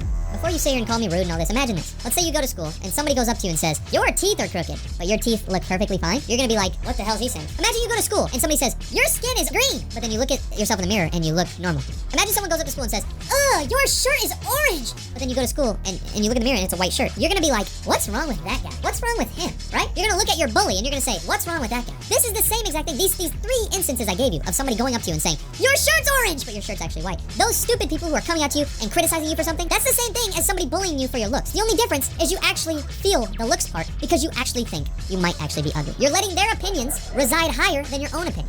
I just can't understand how he has the ability to magically come up with bullshit and dogshit analogies that doesn't even line up to the original problem. Anyway, to address the dogshit analogies, the t-shirt is orange thing. Bullying isn't random nonsensical bullshit. It's a behavior that is deliberate. Bullying is a targeted and intentional behavior rather than just an isolated, meaningless comment. Insults about someone's appearance often touches on anxieties or social pressure. This makes the insults much harder to dismiss. Additionally, children may lack the emotional maturity to cope with bullying. Now, the only difference is you actually feel the looks part because you actually think you might be ugly thing. That's fucking wrong. Even when the victim does not accept the insult, harassment can still lead to anxiety and fear. What he's saying overlooks power imbalance because bullies often have influence, which gives their words carry a lot of weight regardless of how accurate or inaccurate their insults are. You're suggesting that the kid is at fault for them being emotional after being bullied. So you oversimplified what bullying is to just don't believe them, which downplays the real harm of how powerful insults are. Likewise, let's say I'm an Indian or black, and some random bully comes up to me and makes fun of my race. If I believe what the bully said, all of the blame of me being bullied is all on me. Because remember, viewer, DJ Boy over here said if I believe what they're saying, it's my fault for believing them. That means the bully doesn't receive any repercussions of them discriminating me because I believe them. And it's entirely my fault and not the bully's. Do you see how flawed, stupid, and illogical this sounds? But wait, he keeps digging himself with this one. I get a lot of comments on my channel. People calling me ugly. People making fun of my nose because I have a big ass, crooked ass nose. People making fun of my ears saying I have big ears. There are a lot of people who make fun of my acne. I have some pimples. I don't know if you can tell. It's been better recently. But a lot of people make fun of my acne, make fun of my nose, make fun of my hair. They say it looks like a bird's nest. I get a ton of comments about people making fun of me. And a lot of people are always like, DJ, how do you handle it? How do you handle all the hate? How does that not affect you? And it's because simply, I just don't believe it. I think I look good. Every time somebody says I'm ugly, my own belief in my head is that I look good. So it doesn't affect me. Now, if somebody were to say, DJ, your dad likes chocolate, and if my dad didn't like chocolate, then I wouldn't believe it at all because it's not true. It doesn't match with what I believe. My dad hates chocolate, right? If somebody were to say, dude, your dad loves chocolate, I'd be like, are you stupid? Didn't you have a series judging kids for their looks? You're contradicting your statement of don't believe the insults because you judge a lot of little kids' face on your videos and you even made a series about it. You're reinforcing the idea that appearance determines value, which it isn't, and it publicly shames kids who are already vulnerable. It also sets up a false standard. It's like saying if you do feel hurt, then it's your fault for not being strong enough. Having self-confidence or confidence in general does help, but it doesn't mean you'll never get hurt by the effects of bullying. Even if you believe you look fine, you can still be hurt with constant negative insults. Saying it doesn't affect them while making a series judging other minors for their appearance suggests that it does affect them, because why would he make this series judging little kids' face while at the same time saying to not believe any insults? You also trivialized what bullying is. The chocolate analogy doesn't make sense in this regard, because a random false statement is not the same as repeatedly attacking someone because of their appearance. Insults goes into real insecurities. Unlike claims that are absurd, it's easy to dismiss as a meaningless comment. That's the same thing. That's what I want this kid to do, and that's what I want you to do. Anytime somebody bullies you, it's not so much their problem as it is your problem. The problem with somebody bullying you isn't because that person's mean. It's because you let it affect you. There's a lot of people who can say a ton of things to you, but if you actually believe it, then it's your problem. You need to work on that. You need to fix the fact that you actually might think you're ugly. I'm gonna abruptly pause here. But what the fuck is this statement? Anytime someone bullies you, it's not so much their problem as it is your problem? No, bullying is always the bully's choice. It's not the other way around. Saying it's their problem literally erases accountability from the bully and throws shame on the victim. You're implying that if you feel hurt, you're now weak or you're beta, you're G6. Like bullying is the bully's problem and getting hurt because of bullying is normal. The video literally gaslights victims that their pain isn't a valid excuse. This video excuses the bully's actions, which means he's normalizing bullying, and it discourages victims to report their bullies to trusted adults, which allows bullying to continue without anyone stopping it. You're basically saying if you're hurt, then it's your fault. I can't wait to see what he spews next. If you actually do think you're ugly, and that's why the bullying gets to you, that's why when somebody says, dude, you're ugly, or you have a big nose, you have big teeth, you have a big gap in your teeth, you have yellow teeth, if somebody says something like that to you that hurts your feelings, you need to analyze and think, okay, why does it hurt my feelings? Is it true? The only things that should affect you are the true things. Like if somebody came up to me and said, hey DJ, I can't even think of something that would affect me, because recently, things haven't been affecting me because I'm so tied in with who I am. My self-image and my self-worth in my own mind is so high. I know that I'm a good person. I know that I help people. I know that I make good videos and I entertain millions and millions and millions of people a month. Like hundreds of millions of people a month watch my videos, and I get paid well for it, and I change people's lives, and I hang out with people, and I give them my presents. I feel so good about myself. So now, anytime somebody says anything to me, it would never affect me. You know what I'm trying to say? No, I don't know what you're saying, actually. I love what you're basically saying to a kid that is being bullied to fix themselves because bullying hurts them and that's a problem. Isn't that the third time of you blaming the victim of something they're not at fault for? Like, this sentence literally suggests that if you feel pain, you're imperfect. You keep ignoring the fact that bullying is a persistent behavior that can harm anyone, regardless of their level of confidence. You're once again pushing bullying victims into silence because you're discouraging them to report their bullies to a trusted adult. You clearly have no idea what you're talking about. Like, this video appeals to false authority. The viewers are led by the illusion that you're gonna give them good advice for bullied kids to help them with their situation, but you're literally siding with their bullies and giving advice to discourage them to speak up about them being bullied. Even if the insults aren't true, persistent harassment and social pressure make them harmful, regardless if they're factual or not. You're trivializing the impact of bullying by downplaying it as if it's just a silly one-off comment. It can't possibly get any worse, right?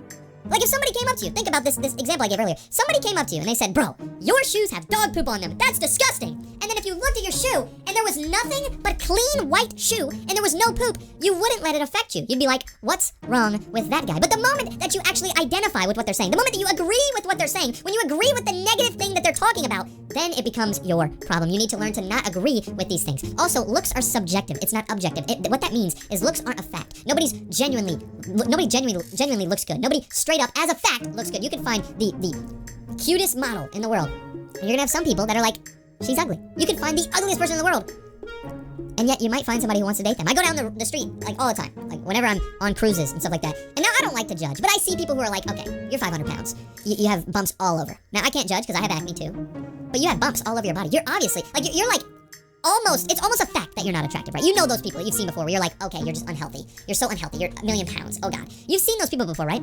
They still somehow have a girlfriend or a boyfriend. I saw this humongous guy who was just stinky and dumb on this cruise I was on and he had a girlfriend.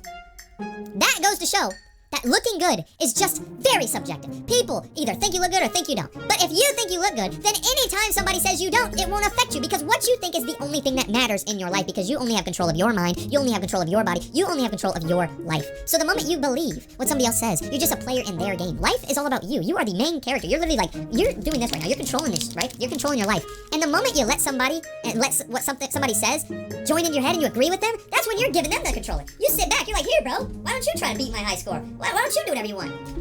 Come on, bro. Life is all about you. You need to take control. Grab the controller and realize that you're not ugly, bro. You're not ugly. If you're not 500 pounds, you're not ugly. Okay, if you're 500 pounds watching this, you might want to lock in. Take the damn phone to the gym and start walking, all right? But I know you're not 500 pounds. I know you don't have anything wrong with you. You aren't ugly. But the moment you believe what somebody says, then it's your fault for getting bullied. Now, I know a lot of you are young and it's hard for you to understand all this.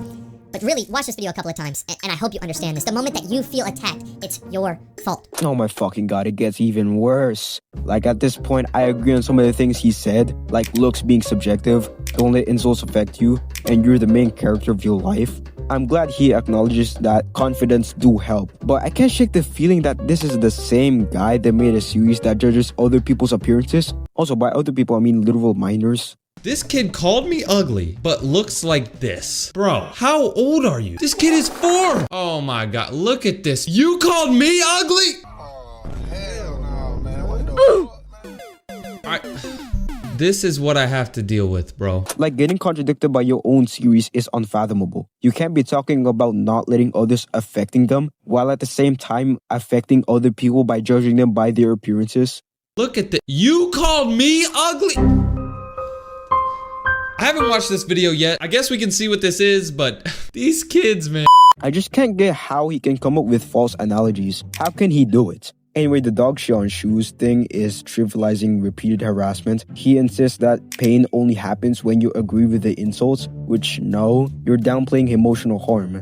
You can't be running around and saying looks don't matter, don't judge other people's appearances, while hosting a series that does the same problem you're calling out right now. Oh wait, I forgot. I can't criticize DJ judging children because he's a Sigma that doesn't follow the rules of society, and he doesn't care about criticisms.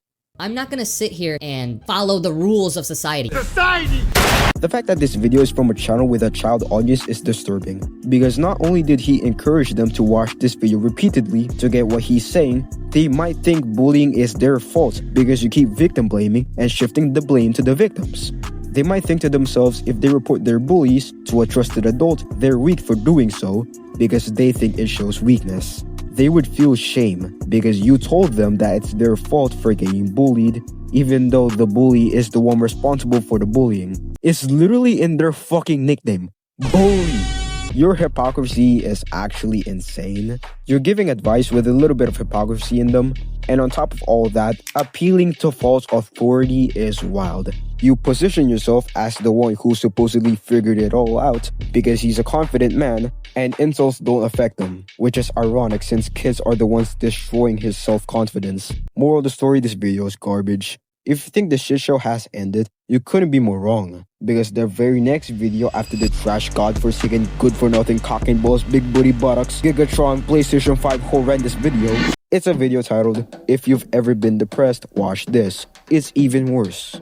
I want to talk to you about something that changed my life, and if you guys actually try to do this, it will change your life. Your life will be way better, and I really hope at least 4 people watching this do what I say. I hope like 5 people, just please 5 of you listen to me. Your life will be amazing. Everybody else who ignores me and thinks I'm dumb, whatever, your life will continue to be trash and you'll be reactive to the world and you'll be like, oh no, my life sucks. Okay. How does he keep one-upping his grift? He claimed this advice he's gonna present to us changed his life and hopes that the people watching his shitty video will listen and apply the things that he's gonna say in his video so that our lives will be amazing. Like it wasn't amazing enough that most of the people that don't know who you are getting their day ruined while learning your existence on this motherfucking platform. And I really hope at least 4 people watching this do what I say. I hope like 5 people, just please 5 of you listen to me. Your life will be amazing. Well, considering your track record, that's not very good. You victim blamed the child who has an anger problem, you misrepresented the book to twist the meaning of the book, and you sided with the bullies in your little pathetic bullying video. I don't know why you're even thinking that we're gonna apply your bullshit in our lives, because your ideologies and the things you shit out of your ass crack is harmful. For fuck's sake, you're making fun of depressed people that doesn't want to apply your shitty ideologies in their lives. Everybody else who ignores me and thinks I'm dumb, whatever, your life will continue to be trash and you'll be reactive to the world and you'll be like, oh no, my life sucks. Okay. Please tell me you're having a brain aneurysm. Anyways, right off the bat, this shit already sucks. Let's see what points he's gonna bring up.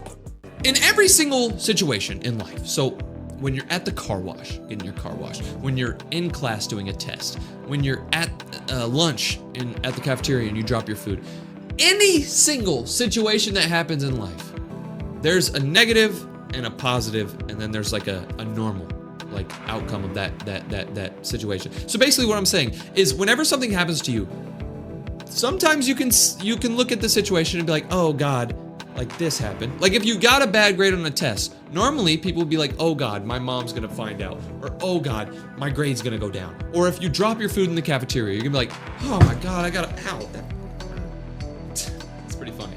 Well, you're gonna drop your food in the cafeteria, you're gonna be like, oh, I have to go get more food. Why do I keep hitting my, okay, sorry. What I'm trying to say is in every single situation, you can find a positive outcome in it.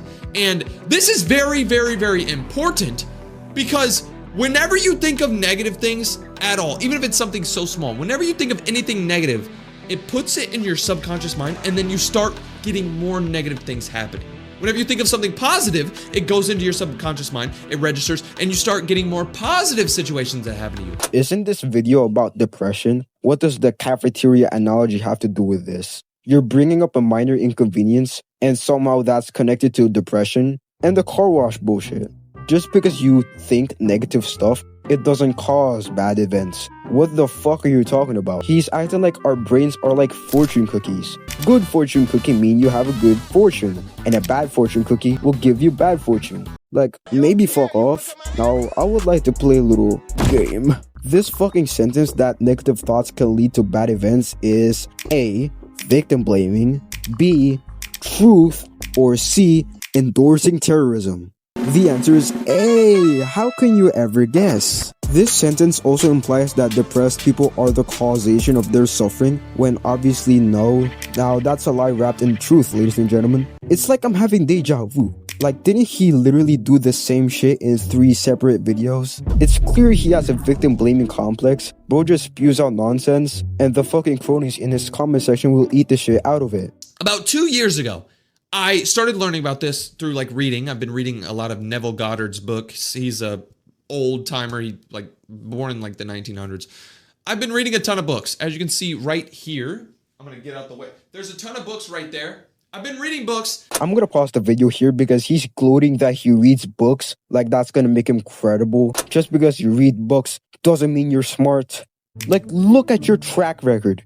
He's setting up an authority here that he has figured it out by gloating that he reads fucking Neville Googledick on his pastime like we give a fuck that he reads books. Dude, you're asked this advice bullshit. Leave this bullshit out of the slop mill. Get that out of here. And one big thing that I learned from these books is in every single situation, with everything that happens to you, even if it's negative, even if like your dad dies, you can find a positive. Whenever one door closes, I've heard this so many times and I never understood it until now. Whenever one door closes, so many more doors open. You just have to find them. You just have to walk through them. Whenever one door closes, there's still a lot more doors for you to explore. Like, shut this bullshit, Jose. No, not literally, Jose. Turn it back on. Thank you. Anyway, saying that you need to find positive things, even if someone you loved passed away, is beyond comprehension of what grief is, and it downplays the severity of what depression can cause. A family member passing away isn't a door closed moment. That's downplaying what grief is, and it implies that you are at fault for not thinking about the positives on situations like one of your mans passing away or one of your family members passing away. Don't act like one positive thought can cure depression. There's genuinely levels to depression.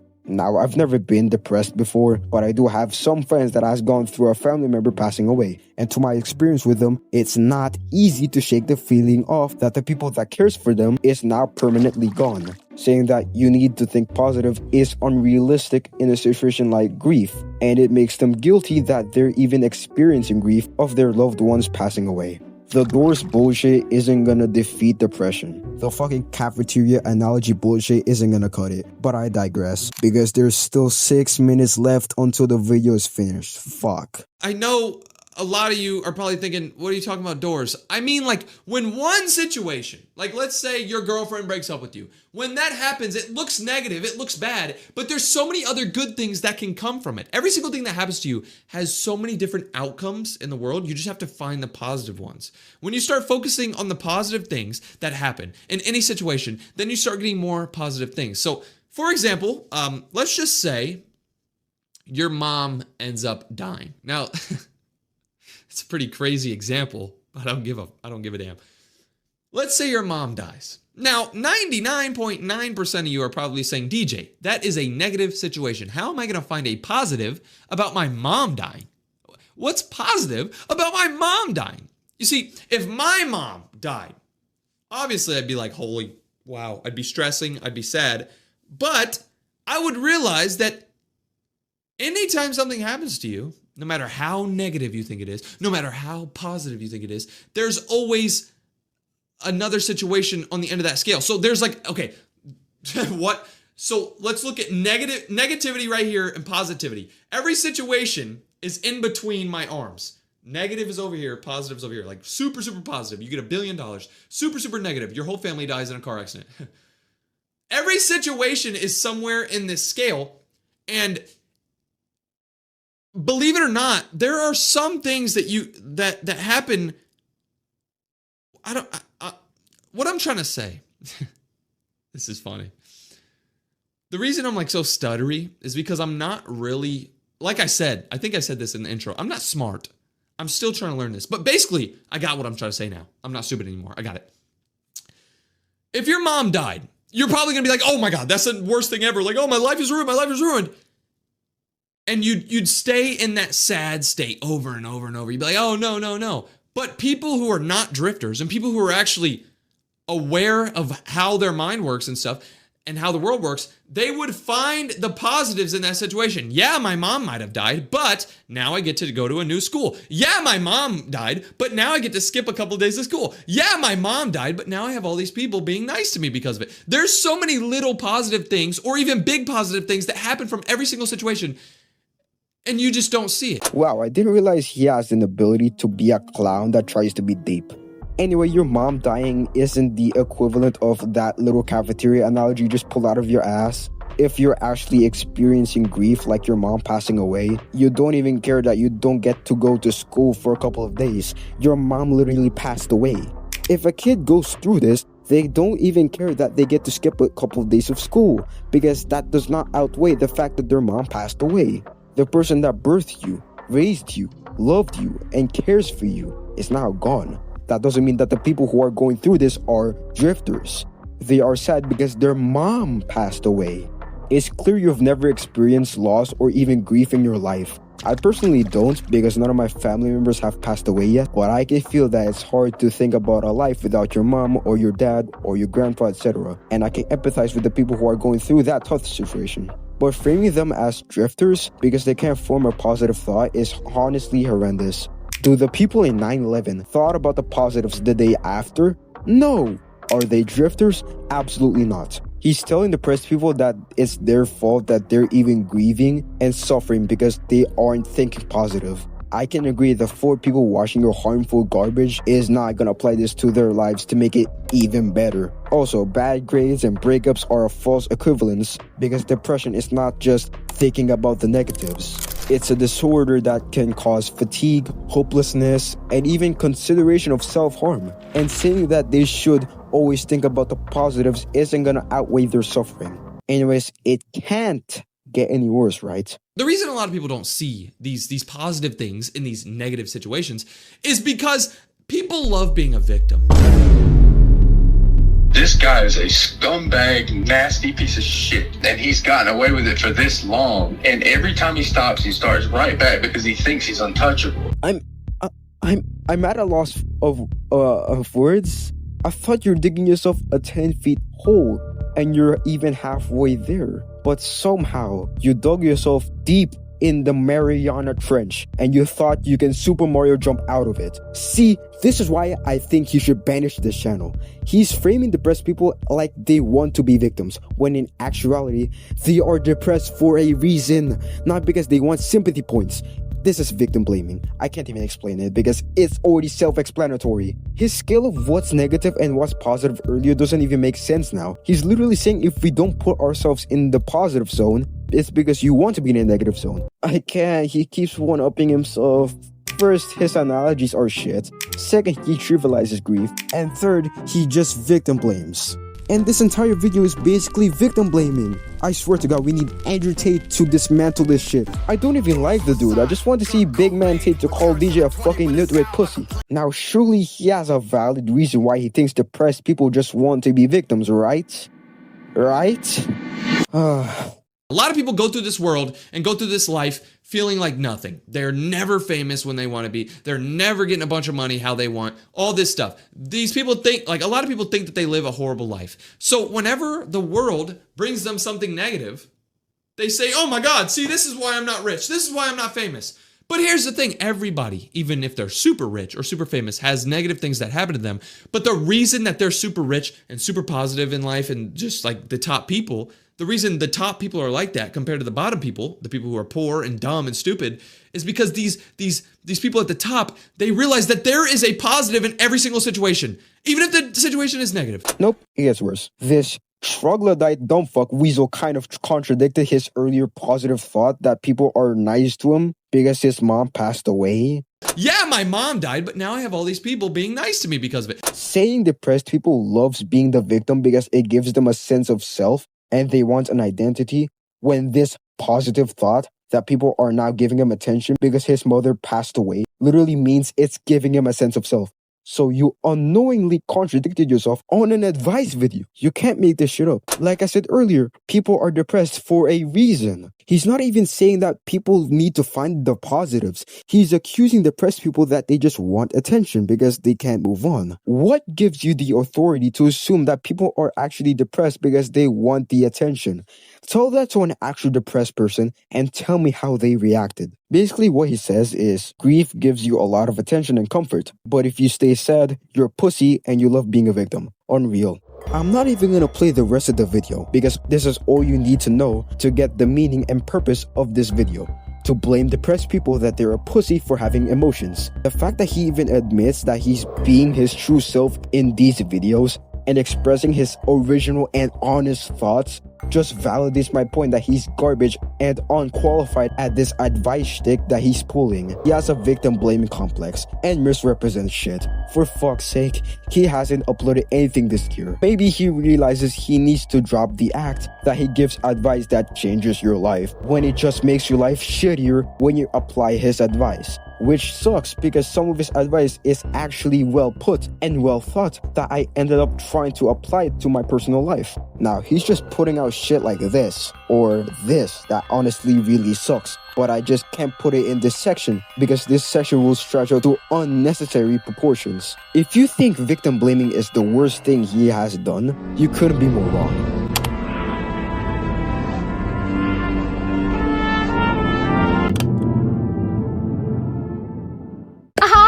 I can't believe I have to address this. I am not kidnapped. Hello, I'm BB 2.0. My main mission is to protect Bebop. She's not kidnapped, she comes with glitches. Must protect Bebop. No dating, no leaving room. Meet Bebop and Baby. a mom and daughter duo with a successful TikTok account and a successful YouTube channel. Now, people have been speculating that the daughter got kidnapped by her own mom to force her to make videos to make money. Now, you guys would probably know what side I am in this entire situation. Obviously, I am skeptical that the daughter got kidnapped, and I'll elaborate later on why I don't believe the rumor, but I think it's pretty obvious. Ladies and gentlemen, I would like to welcome you to parts 1 and 2 of The Negligent Detective. On October 10th, 2024, he uploaded a video titled "This YouTuber Was Kidnapped." Little did he know, he had just reignited one of the most infamous cases on TikTok. He's covering a mom and daughter duo named Bebop and Bebe, and he and other people have been lured by an illusion that the duo have been kidnapped. People have found something very disturbing in this possibly kidnapped TikToker's video. But in the following months, he changed his mind and concluded that they did it for views. Let's watch the first video. The video starts like any other DJ intro, and he seems to be a little bit confused at how many comments in their comment section saying they got kidnapped. If you go to the comment section of this video, you can see so many people saying click here to save them. Somebody else commented and said we need to save her. Somebody else said I hope they're gonna be safe. This comment right here says team save the little girl. So maybe the little girl has been kidnapped by her mom? Let's look at some more videos to try to figure this out. But this video changed his mind because he observed a hidden camera in one of their videos after he saw a camera that alludes to the aforementioned camera in a different video. I really wanted to figure out what that person was talking about with the camera and the teddy bear, so I went to some of their other videos to see if I could find a camera in their room, and look at this. In this video right here, there's a split second where you can see this bear, but above the bear, there's like a circular thing right here. Now, if we go back to that other video, there's no circular thing above the bear, but in this video, there's something above the bear that looks like a camera. Why would there be a camera in her daughter's room, and why would she hide it behind the bear? This is getting weird. After I figured out that there might actually be a camera— Nope, it isn't. If you look at their other videos that is before this video, we can see that it isn't a camera. On their second most popular video, Nobody's Crying, we see the same circular object, but we can't see it clearly. And upon closer inspection, we can see that it isn't a camera, like at all. You're a fake and a fraud. It's so weird and unrealistic for it to be a camera. It's just a decoration that just so happened to be covered up by the teddy bear. Also, the thing is so weirdly shaped to be a camera. I went on Google and searched for 30 minutes of any cameras that matches the design of this supposed camera. I found this camera that looks like the circular object, but it's missing the glass around it, so we can rule this first theory out as a false one. After I figured out that there might actually be a camera in their room— No, it's not a camera. Its design is so weird for it to be a camera, and the teddy bear just so happy to be covering it. Now, I'm excited for this next part because I'm gonna be Detective Traction for this video. I'm totally not mimicking DJ's alter ego, Detective DJ. Please believe me, I've been kidnapped by DJ. He saw a comment that the daughter is allegedly Ava Grace Baldwin, a missing child in San Antonio. For those who aren't up to date with the Ava Baldwin case, Ava was last seen on September 17th, 2015 on San Antonio. Her out-of-custody mother, Catherine Baldwin, was believed to be with her before her disappearance. She was just 6 years old when she disappeared. After that, Catherine had a felony warrant against her for custody violation when her disappearance took place. Catherine's parents believe that both Ava and Catherine are deceased, but David Hopper believes that Catherine and Ava are still alive and is keeping Ava from meeting him, because during her disappearance, both Catherine and David are divorced. Their marriage would only last for about a month, which explains a motive on Catherine's part. The police released photos of Catherine, and both Catherine and Baby have some similarities: the face structure, the eye, and the hair. Catherine looks similar to Baby. Photos of Ava also got released, and years later, we have a photo of what she could have looked like now. And once again, Ava and Bebop look objectively the same with undeniable similarities. DJ thought that they look similar too. So this is the original image, and this is what she might look like today. If we compare this picture of what she might look like to one of their recent videos, we can kind of see that she kind of looks similar. I'm gonna add Catherine and Baby Kim on the board. I want to know all the suspects to verify if Bebop and Ava look the same. I also stumbled upon a video that alleges that the missing girl could be with Diddy. P. Diddy says, no, what's your last name? Ava says, oh, Ava Combs. He says, what's your other last name? She says, Ava Breone. He says, Ava Breone Combs. P. Diddy says, yes, it's breaking news. Diddy adopted a white child. He then tells Ava to tell everyone on Instagram Live the story about how he adopted her. He says, you still have beautiful parents. It's just that you are my child also. Please, please tell the story. Ava says, so I was on the streets, and then Papa Combs decided that he would like to be a caring man, so then he saw me and decided to pick me up and said to come inside and play with his kids. Ava is 16 years old if she's still around us, and Bebop's estimated age, according to other sources, ranges between 10 to 12 years old. But I think Bebop is somewhere around 13 to 14, which doesn't align with Ava's age. We don't know how old Bebop is, so we're gonna use my estimation because to me, her being 13 to 14 years old is realistic for me. I don't know what to feel about this. Everything seems to be convincing, so we're gonna mark this theory plausible. We're gonna go back to this theory later on. He finally talked about the video titled Nobody Crying, and he notices the camera, but fails to acknowledge that cameras aren't shaped like this. I scoured through Google for this exact model, and not once did I see a camera that looks like this. He believes that it is a camera. Hey, I'm not gonna lie, this video didn't give me any clues at all. It was just her and her mom like singing a song or whatever. I can't even show the song because I'm gonna get slapped with some copyright. But I did notice that there is a camera behind the bear in this video. We can get a really close-up look at this camera right when the video starts. And I'm not gonna lie, this actually looks like a camera. But no, it isn't. No camera looks like this. Come on, DJ, use your brain. He's convinced that baby might be the mom that abducted Ava. This might actually be the mom. This is insane. I mean, I get it. The correlations line up. I'm not gonna blame him for that. But in his next video, he said that she actually got kidnapped. So a couple of months ago, I made a video about this little girl YouTuber who was actually kidnapped. What happened to not jumping to conclusions, DJ? There's not even a might in the sentence. You then said later on that you didn't have any concrete evidence that she got kidnapped. Even though they look just like the people who went missing and got kidnapped, it wasn't really concrete proof that they got kidnapped. But earlier, you said she actually got kidnapped. So a couple of months ago, I made a video about this little girl YouTuber who was actually kidnapped. These two sentences doesn't line up to each other. It's almost as if there are conflicting statements. He points out this sign and said this is the weirdest thing in the background. Tell me if you see something weird in the background of this video, because I see something weird. So in this video, this little girl's just talking about this doll or whatever. She's putting makeup on this doll, blah, blah, blah. We don't give a damn about what they're talking about, because if you look in the background, you can see some very weird things. So obviously, this video is taking place in this girl's room. This is obviously a little girl's room. There's a bunch of plushies and everything. But the weirdest thing in the background is this sign right here. This sign says, warning, you may not leave. What? Why the hell is there a sign in this little girl's room saying, warning, you may not leave? Which is crazy to say because as a skeptical viewer, I can guarantee the circular thing is the weirdest thing on the background. Even though the circular object isn't a camera, it is still weird that that looks like a camera. He goes on a pointless rant that this sign isn't a sign that they're kidnapped. No pun intended, by the way. Now, when I first saw this, I was like, okay, this is like 100% proof that somebody kidnapped these people and they're forcing these people to stay in this room. Now, I don't know if the mom kidnapped the daughter or if they're both being kidnapped, but I immediately thought, okay, they're literally kidnapped. That's something that somebody left for them. But then the more I thought about it, it got weird. Why would you put a sign in somebody's room? Like, okay, let's be logical here. If you were to go kidnap someone, I'm not saying I would, I'm not saying you would, but let's just think in the mind of a kidnapper, if you would kidnap somebody, why would you leave a sign in view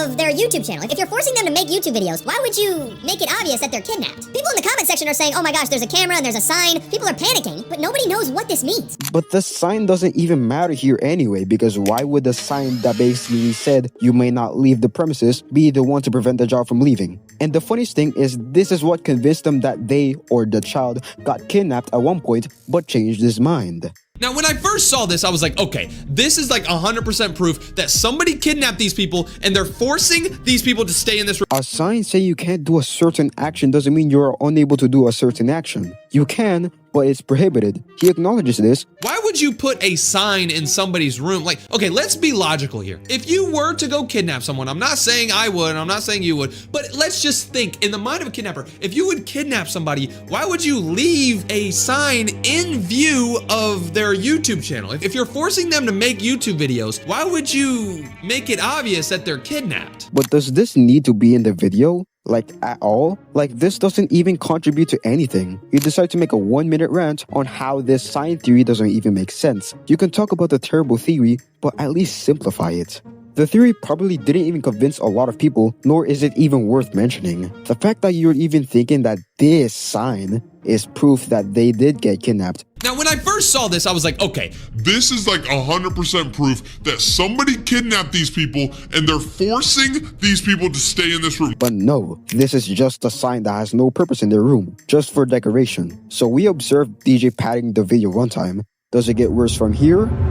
Yes, it does. He shows a comment from his video, and I can somewhat agree on some of the things, but I am still mostly skeptical. To summarize, the comment said they always wear makeup in their videos to hide their bruises after them getting abused or getting kidnapped, and their captor is not present in the videos because the commenter assumes the kidnapper doesn't know that they make videos. The commenter then theorizes that the reason that their birthday video has their ages displayed as 150 plus years old is them trying to top off their location. They wear these colorful clothes in their videos to make it seem like nothing is happening, and their behavior is strange because they act immature in their videos. You can read the comment yourself. Now, there are a lot of problems with this comment. There's a lot of inconsistencies, like if they got kidnapped, why are they using their phones without getting their phone confiscated by their captor? Wouldn't the kidnapper check if you still have your phone? If they somehow still have their phone with them without getting confiscated, why wouldn't they call the police if the kidnapper doesn't know that they have their phone with them? They are also seen in videos with different costumes that just so happen to be in the kidnapper's house. The birthday point is complete dumb, because why wouldn't they tip off their actual location in their video if the kidnapper doesn't know they run a YouTube channel without the kidnapper's knowledge? This comment is a really bad example of wannabe internet detectives. They don't even think before they type, which means misinformation can be slipped if unchecked. Like, this sentence right here is the most nonsensical thing I've ever read. If you click the video, real tears were used, you can see the daughter crying, and I'm thinking the kidnapper may did something to her. Which is stupid, because why would they film a video like minutes after the kidnapper did something bad to her? Like, if she actually did get harmed by the kidnapper, why would she film a new video with her tears in the video? Which leads me to believe that the kidnapper harmed her minutes before recording this video, which is insane, because why would you do that? Why won't you make a video saying you got kidnapped and your captor did something to you? Or maybe call the cops instead of doing subliminal messaging that you got kidnapped and abused by a kidnapper. Watch out! That black guy's got a gun and he's gonna steal your banana! What? This is honestly insane, spreading more baseless theories. I thought DJ was bad, but these theories are stupider than some of the theories presented by DJ. I can somewhat agree with the makeup one. I think that's somewhat plausible. Compare Ava and Bebop together. Both of them have similarities. So does the mom. They both have similarities. But I managed to find evidence that proves the contrary. In the video No Makeup, we can see her with no makeup. And as you can see, she doesn't have any bruises. And in the video, Bebop wanted this, we can see them genuinely having fun. Yeah, them having fun. The theories presented in this comment are just dog shit. DJ believes this without being skeptical. Okay, at this point, we're not gonna touch on the Ava Baldwin theories because he kinda just repeats the same sentiment on his previous video, so I'll just cover the relevant ones and talk about the theory more later if it's relevant. Okay, let me go back to the camera theory because he just found a video that clearly shows the same camera we've been seeing. In the background of this video, you can see another camera, which is very weird. That's not a camera. How many times would I have to say the same shit? No, really, if this is a secret camera planted by the mother or the captor, whatever, then why is it so obvious to the camera? Isn't the mom responsible for watching these videos, editing them, and posting them? If so, then she would have noticed. Yet she still posted anyway, as if the camera didn't bother her at all. See, this is why I'm so skeptical with them or the daughter being kidnapped in the first place. These theories may seem convincing, but if you put a little bit more thought into it, it diminishes pretty quickly. That's the problem with these videos. DJ just reiterates and throws these false but convincing theories without even thinking about it. Now, the next theory is a little bit more convincing. You might want to listen to this. So we can see both Bebop and her dad doing the hear me out cake trend. And the dad can be seen like he's nervous. Continuing the video, she says the lines, J-Hope from Mr. Plankton. He's a kidnapper, lost the plot though. J-Hope from Mr. Plankton. He's kidnapper. Love the plot though. He's kidnapper. He's kidnapper. He's kidnapper. And when she said those words, the dad looks at something and slightly smiles. Now, if I wasn't thinking about it, I would just say that this is convincing evidence, but I think otherwise. First of all, let's say that this is her captor. If this person is her captor, then why the fuck would he be nervously looking at somebody? And why the fuck would he be smiling when she said kidnapper if she's describing him with 3 words? He's kidnapper. Love the plot though. Yes. Now let's say her mom kidnapped her child. If the mom is the kidnapper, why the fuck didn't she notice the totally discreetly hidden camera behind there? And why is Bebop saying he's the kidnapper but not she's the kidnapper? He's kidnapper? It's almost like we misheard her. It would make sense if she's saying he's the kidnapper to the person next to her, considering he's a male. But the thing that crushes this theory is why did he already turn his head just as she was about to say it? Listen to it again. Watch closely. He's kidnapper. Love the plot though. When she says kidnapper, he already moved his head like he knows she's about to say it. Normally you take like 1 second to process what she said, but he did it just as she was gonna say kidnapper. Like he only took 1 millisecond to process what she's gonna say and turns to something that is out of view. But the question remains, why is he nervous? Why is he looking at somebody? Why did he smile when she said kidnapper? Are both the dad and the mom in on it? Well, let's get to digging. I can never find any confirmations if Catherine has another romantic partner after her divorce with David Hopper, but it makes sense that she would find another man to take care of Bebop. But I think any average adult can handle 1 child even if they're single. We can never prove that Catherine got into another relationship with another man, but we will never prove that theory since we haven't seen her since the day of her child's abduction. So we can't confirm if she has another romantic partner living a low life, since we haven't found her nor her remains yet. Let's dig even deeper. From multiple sources, Bebop and Baby lives in Georgia, USA, while the abduction of Ava Grace Baldwin happened in San Antonio, Texas. Both places are far from each other, 1,000 miles specifically. A car ride from Georgia to San Antonio takes about 14 to 15 hours depending on what route you take, and a flight can take 2 hours to reach there. We can argue that Catherine drove to Texas, but Catherine's car isn't missing.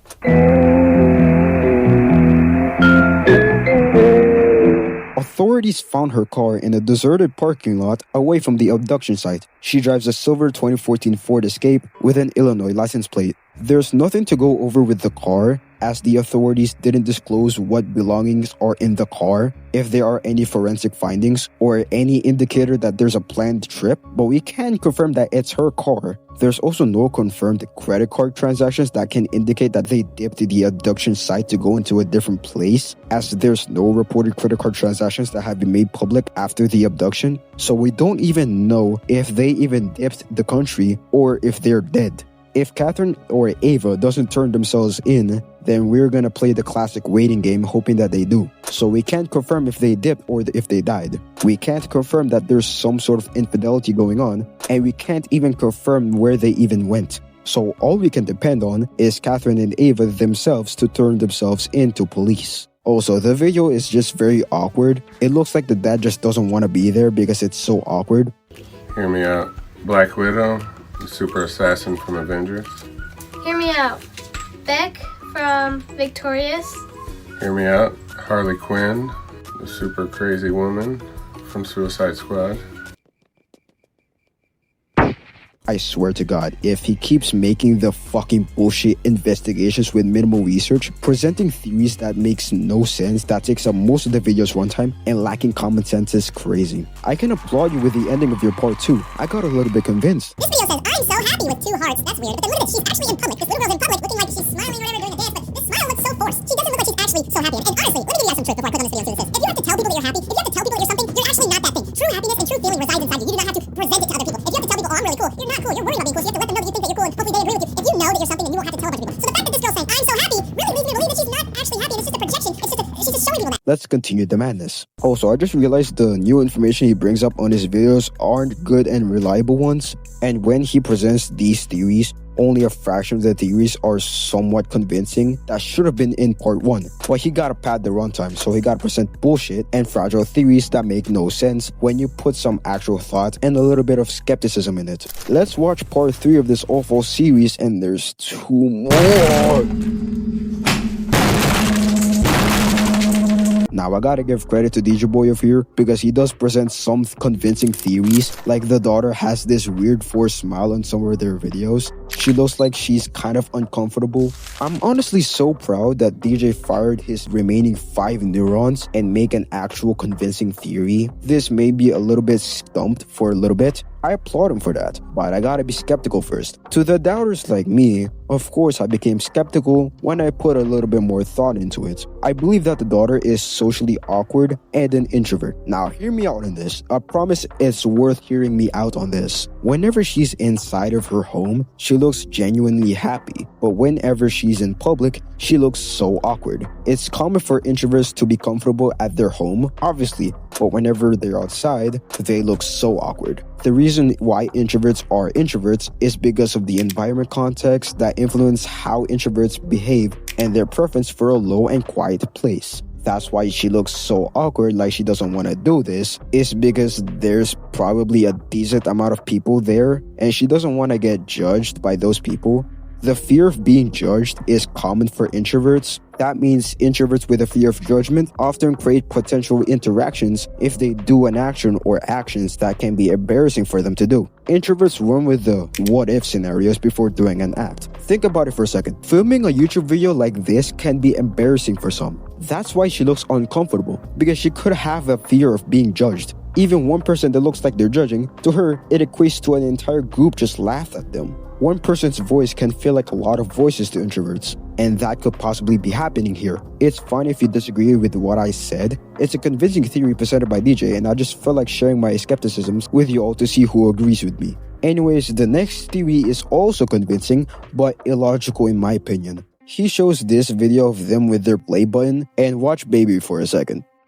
Hey everybody, TikTok is going dark. We received our 100,000 subscriber award on YouTube. I'm gonna hang this in my room and take a picture of it and show all my friends that dance. Did you see what just happened there? I'm gonna hang this in my room and take a picture of it and show all my friends that dance. When Bebop said she's gonna show the play button to her friends, Baby seems like she's saying the same thing as Bebop, which can mean that the video is rehearsed beforehand. Now, I have problems with this one. Why would Baby would just lip sync her in front of the camera that we can clearly see? Let's just say that Baby is Catherine and she's making Bebop to say these things. Why would Baby just lip sync to her, not even hide it, and didn't even do a retake? Like, am I going insane? It seems convincing at first, but then when I put a little bit more thought into it, I started doubting the theory. You can feel free to disagree with me, I don't really care, but it just seems so weird that Baby didn't even think to retake because it's so obvious. I didn't even mention the fact that in the background of this video, you can see on this shelf, there's a sign. Of fucking course, you have to point out the useless sign that doesn't even mean anything other than decoration. And the totally real camera in the background that I can find on Google. Is it actually? Oh wait, oops, sorry, I mean a totally real camera that I can't even find anywhere on Google. He presents this new theory that the mom is forcing her to make these videos, which is plausible, I can partly agree.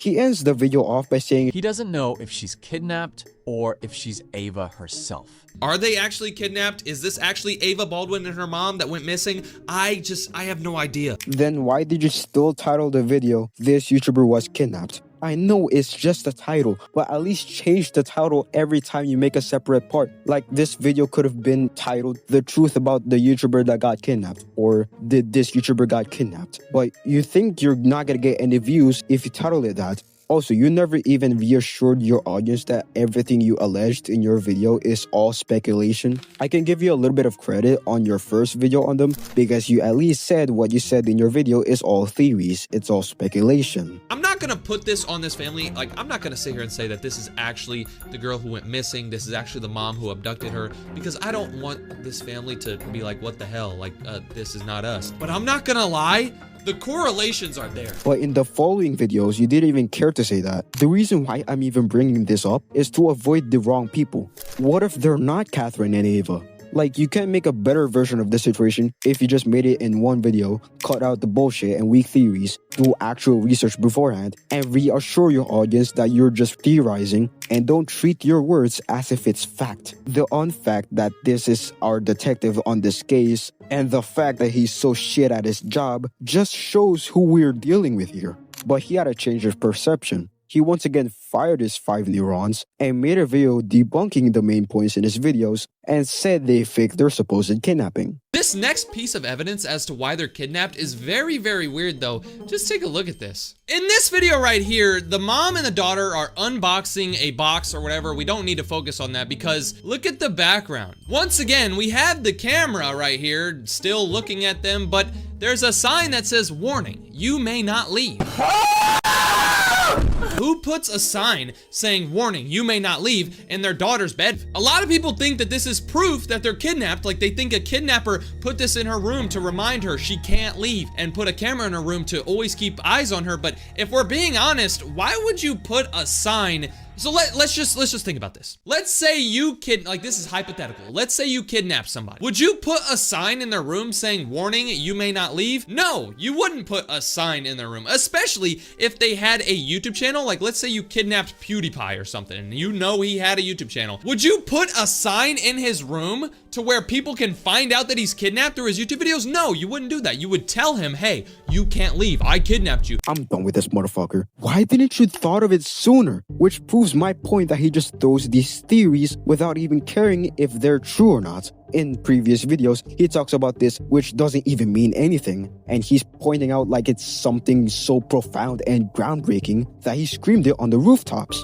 So obviously this video is taking place in this girl's room. This is obviously a little girl's room. There's a bunch of plushies and everything. But the weirdest thing in the background is this sign right here. This sign says, "Warning, you may not leave." Okay, let's be logical here. If you were to go kidnap someone, I'm not saying I would, I'm not saying you would, but let's just think in the mind of a kidnapper, if you would kidnap somebody, why would you leave a sign in view of their YouTube channel? Like if you're forcing them to make YouTube videos, why would you make it obvious that they're kidnapped? Wow, really? A sign saying you may not leave the premises doesn't prohibit you from doing the act? I didn't know that, DJ. It's almost like you're throwing baseless accusations as if it's fact. This is ridiculous. Now, he goes over the makeup theory where they, or she, I don't even know anymore, wear makeup to hide their bruises. Now, I talked about this earlier. If we go to these videos titled "No Makeup" and Bebop wanted to do this, we can see that she doesn't have makeup and we can see that she doesn't have any bruises. And guess what? She looks genuinely happy.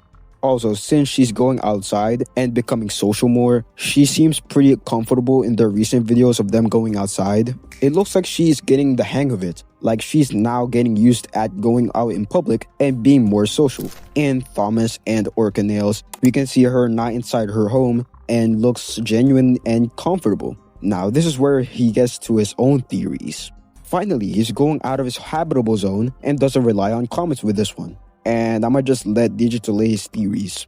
For some reason, people saw this video and assumed that they were kidnapped, and I think that this Bebop and BB channel was like, "Oh, this video blew up. We got 44 million views, probably like a couple $1,000s from this video in money." So they decided to run with that. They decided that in every single video after this, they would stop answering comments to make people think that they were actually kidnapped. They decided that they would start adding cameras in the background to extend the fact that people think that they're kidnapped. They even decided to put a sign in this little girl's room that says, "Warning, you may not leave." I honestly think that they realize that there's a ton of little kids out there who are saying, "Oh my God, they're kidnapped, they're kidnapped, they're kidnapped." And they realize that this is an easy way to get views, likes, and comments if they act like they're kidnapped, but don't say anything about it. So that's exactly what they did. They started making weird videos with cameras in the background and they stopped going outside. They stopped making videos of them going outside to further extend that, "Oh my God, they're kidnapped." They knew that they could get a ton of views. Also, the fact that they never reply to anybody, the fact that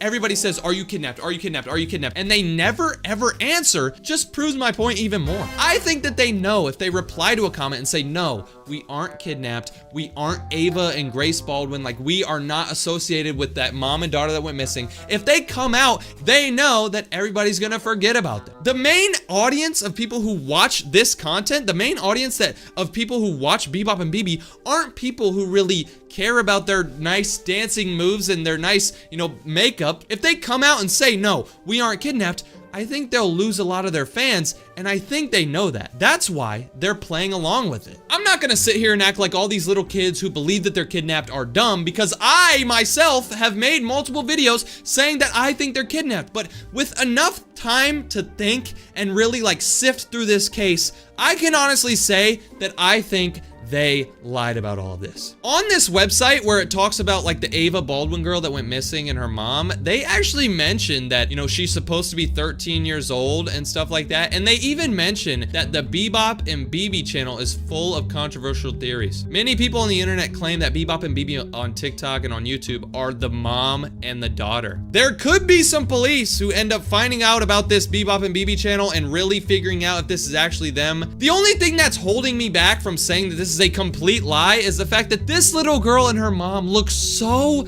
similar. Like, I don't know. It seems like they're lying, but hey, we never know. Let me know what you think. Do you think that they lied about all this? Do you think that this is all fake? Or do you think that this is actually them and they have been missing? Let me know. I'm gonna be reading all the comments. Let me know your theories. Peace out. Oh my god.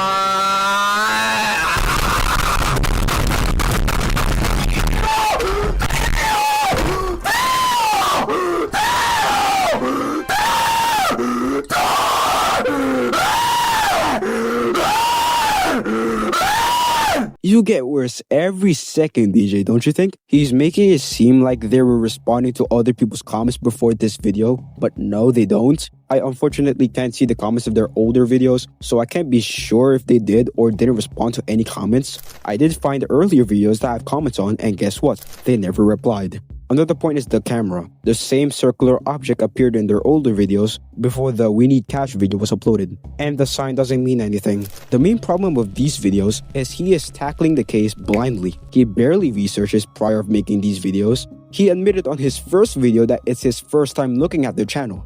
Okay, so this is the first time I've ever been on their channel. So why not research first before making the video? Considering how much magnitude the video topic is, more research is required. These types of videos need prior research to get the facts, which in turn makes a smooth script with reliable sources and not just rely on YouTube comments that throws baseless accusations in their comment section as their main source. Like literally, most of the theories presented here are so terrible, but it takes up most of the entire runtime, whereas the somewhat convincing ones only take up about a small portion of the video. That's the level of error we're dealing with here. The reason why I'm so skeptical about this is there are a lot of discrepancies and how scarce the information is in this story. We don't know their real names. We don't know how old they are, which means we can't align any personal detail of both of them. We can't align Ava's age now to Bebop's age to confirm if they were the same person, because no sources have found the actual age of Bebop, and we don't know if there's something fishy going on with them behind the scenes. We have our suspects, but I can't wrap my head around if this was just a big coincidence or a huge breakthrough in the case that I and many skeptics in this case overlooked. I'm currently holding a missing child case in my hand that seems unsolvable, but our potential suspect could possibly be in front of our screens right now. I scoured through articles, TikTok videos, and other reliable sources, but I couldn't help but wonder, is she or are they actually got kidnapped? But then I hit a breakthrough.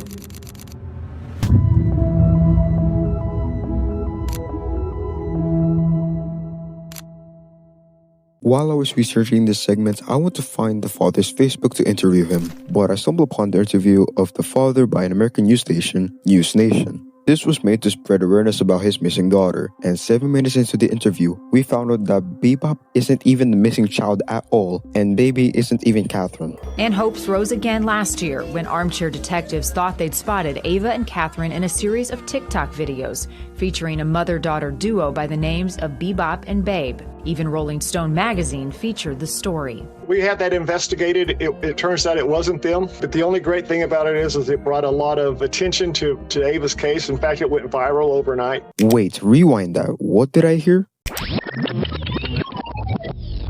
We had that investigated. It turns out it wasn't them. So Bebop and Baby got investigated to verify if Baby was Catherine and if Bebop was Ava, and neither of them are Ava and Catherine. I'm honestly in a state of shock when I heard that. This made me realize something. Did he not do heavy research on his video? This stream was in 2023, and you don't have to look hard enough to find the stream on Google. Yes, he did research, but it's only minimal, which, for starters, is already bad enough. Why would you only do minimal research on a video topic that could jeopardize their reputation? The reason why I'm even bringing up the possible implications of DJ not doing heavy research on these videos is because he's pulling in millions of views within each of these videos. That meant millions of people don't know that they're not actually kidnapped. I also found a Facebook post from the official discussion group for Ava, and they confirmed that they aren't Ava and Catherine, according to an investigator. And this was posted when this situation was starting to get popular. This had me hyped up. My skepticism is finally validated after just a couple of minutes of fucking around on Google.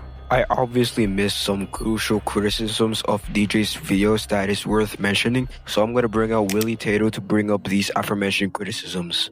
So there's a small YouTube channel named DJ Cook, DJ Loves Turbo, whatever you want to call him, I don't know. This guy's got many channels that all have the same premise, exposing people. My conspiracy as to the origins of DJ Loves Turbo is that he wants the turbo pumped out straight up slop, and that's precisely why I'm here at the moment. Obviously, before we continue, all these things are just my opinions and as such aren't truths, so please don't go harassing DJ Cook or anyone mentioned in this video. I'm simply just here to criticize DJ Cook for making poor quality videos that do not tickle my noggin one bit. So with that being said, let's begin. I just want to talk about his Bebop and Bebe video specifically, because this is something that is extremely serious. TLDR is that there was this massive conspiracy where essentially a lot of people assumed that the child star Bebop was kidnapped by someone. Most assumed that kidnapper to be her mother Bebe. A lot of this was based off Bebop following and fulfilling the top comments request of telling Bebop, hey, wear this type of clothing if you're kidnapped, and then the next video Bebop does that. I personally don't think that Bebop was kidnapped for a multitude of reasons that will be put into my own separate video on the channel, or on my channel really, you should go check it out.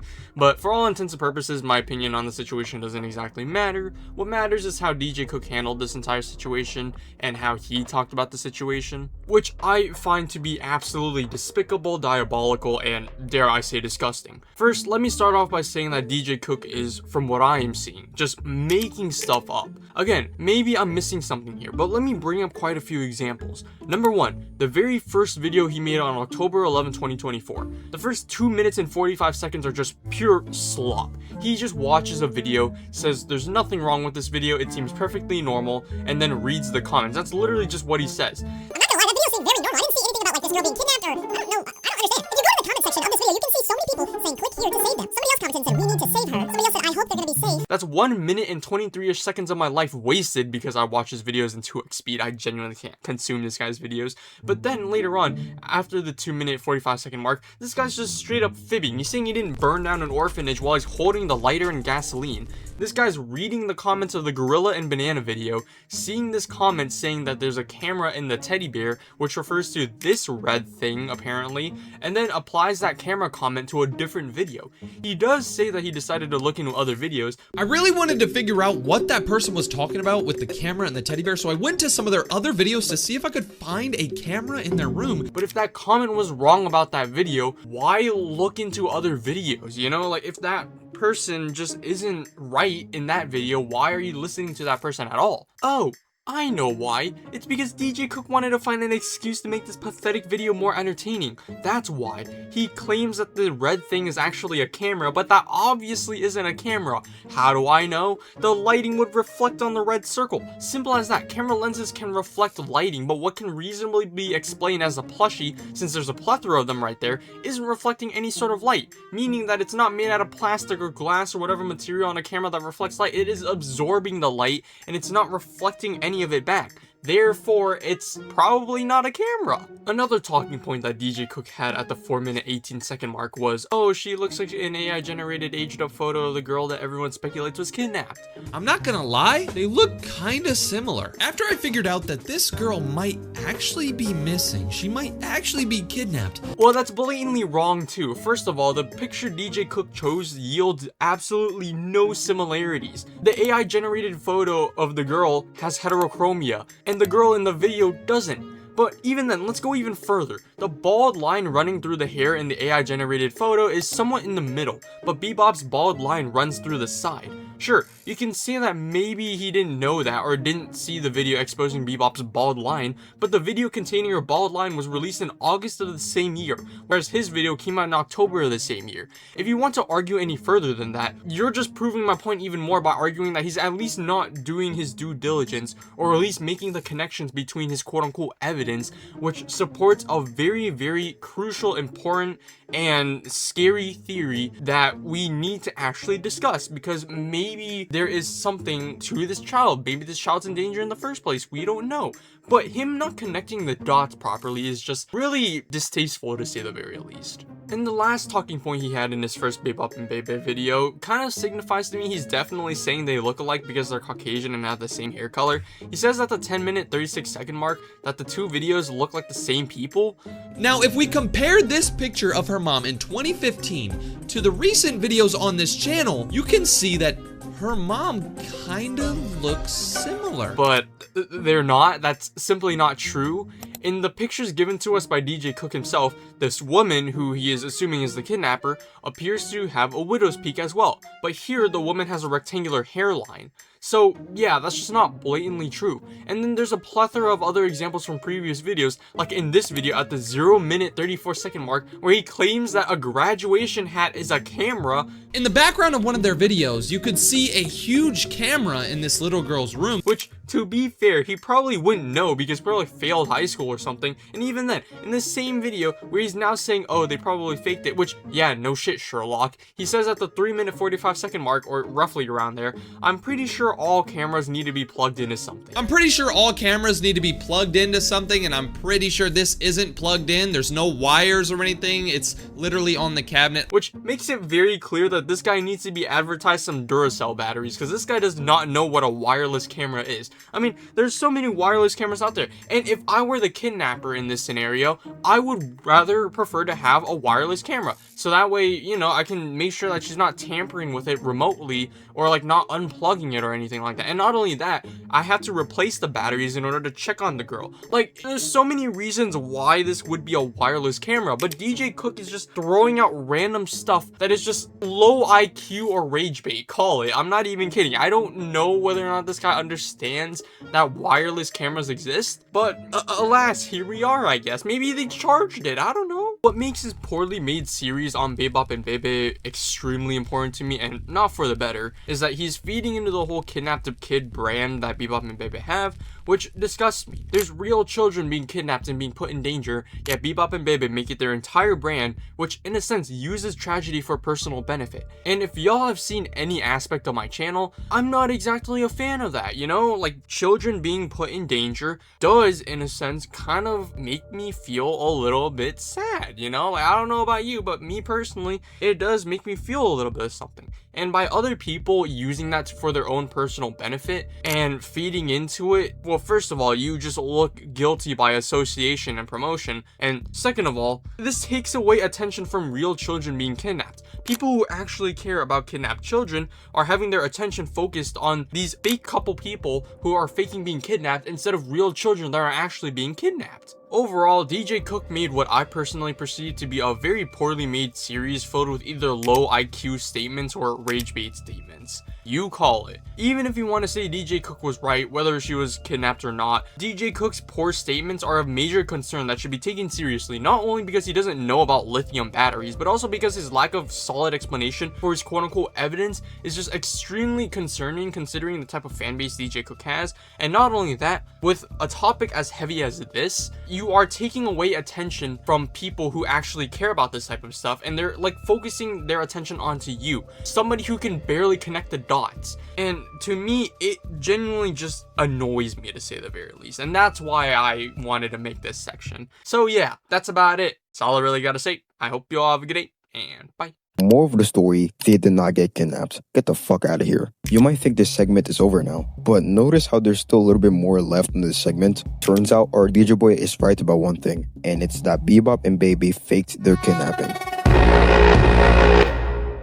Even though we have proven that Bebop and Baby is not the person of interest, there's still some unanswered questions. Like, is she being forced to do these videos without her will? What about the video where she visibly sheds a tear? Is something fishy going on? And did they orchestrate their supposed kidnapping to get attention? To answer these questions, I turned to my alphabet shovel and started digging. There's no evidence of Baby forcing Bebop to make these videos, but there's also no evidence of those who supports the contrary. Sure, we can point to these videos where she seems uncomfortable, but it doesn't mean that there isn't an explanation on why she looks uncomfortable. Like the theory I mentioned earlier, she might be an introvert, which is plausible, but we have no evidence of that either, other than analyzing her movements if she behaves like an introvert. This isn't necessarily unusual for this to happen on social media, but it doesn't mean that the theory of her getting forced without her will is not an entirely invalid one. There's plausible arguments on those who sides with the other position, while there's plausible arguments supporting the opposite claim. It's possible that she's getting exploited, but there's no credible sources backing it. The most important thing to consider is you gotta ask the question: does Bebop want to make these videos? The only answer we're only gonna have is we don't know. Looking back at her TikToks, she does look genuinely happy and becoming more social, which suggests she's trying to combat her introversion, which sort of proves that she's an introvert. If Bebop does come forward on her experience on being a TikToker, I think we'll know the answer, but she hasn't. We can argue that they're getting a bunch of engagement with this situation and they're getting rewarded from it, but I'm gonna put myself in both sides' shoes. On one hand, the boosted engagement caused Baby to force Bebop to make these videos because it gains them money. But on the other hand,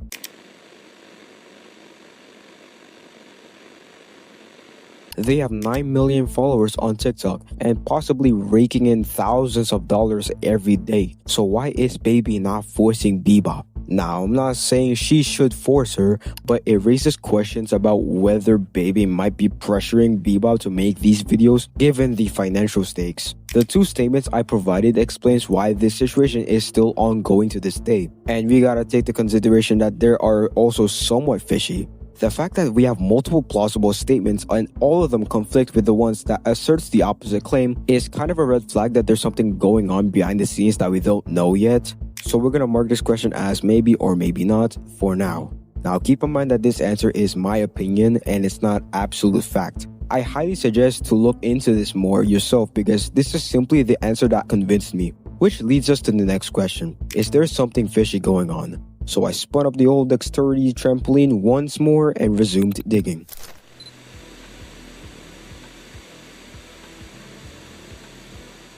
On early March 2023, during the midst of the kidnapping fiasco, they uploaded a video saying they're gonna do a 3-part interview hosted by 50-Minute News to set the record straight. They made this interview as their response to the whole situation. Now, this is where it gets fishy. If we go to the links to see these episodes, not only are all of these episodes are locked in the paywall, you would have to burn $5 to watch a single episode. $5. To get the complete 3-hour interview without having to manually pay for each episode, you would need to burn $13. Instead of recording a TikTok explaining everything for 5 minutes, you instead make this 3-part interview that you need to pay $5 for each episode and $13 if you want every episode unlocked, but it's whatever. All that money is going to be worth it because now you'll know the truth about them. Guess what happens next? They fucking canceled the event 2 hours before it was supposed to go live.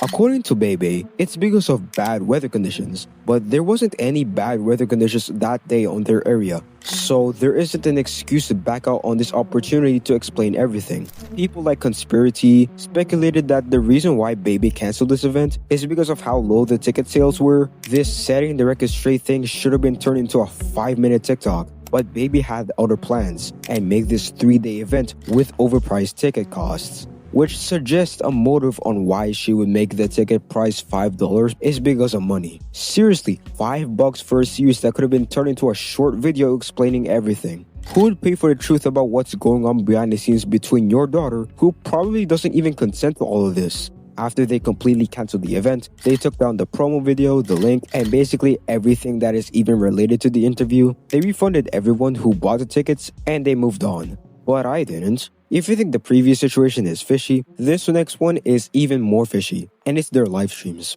They used to host these live streams every now and then, and on this one particular live stream, she gets asked if they got kidnapped. To give context, there's live streaming and randomly requesting people who was live that day to join her live, and it got pretty weird. At one point, she requests this guy, and her audience went to that guy's live stream and said they're kidnapped. They told them to ask her if they needed help or if she's actually kidnapped or not. The guy has no idea on who Bebop and Baby is and the entire situation because she is just randomly requesting people who's live that day to go on her live stream. He asked her what she thinks on Noah's video on her. Noah Glenn Corden has made several videos on her at this point in time. So people were asking this guy to ask her what she thinks of Noah's video, and Baby just straight up diverted the conversation and said she loves Noah from the Bible. What does she think about Noah's video?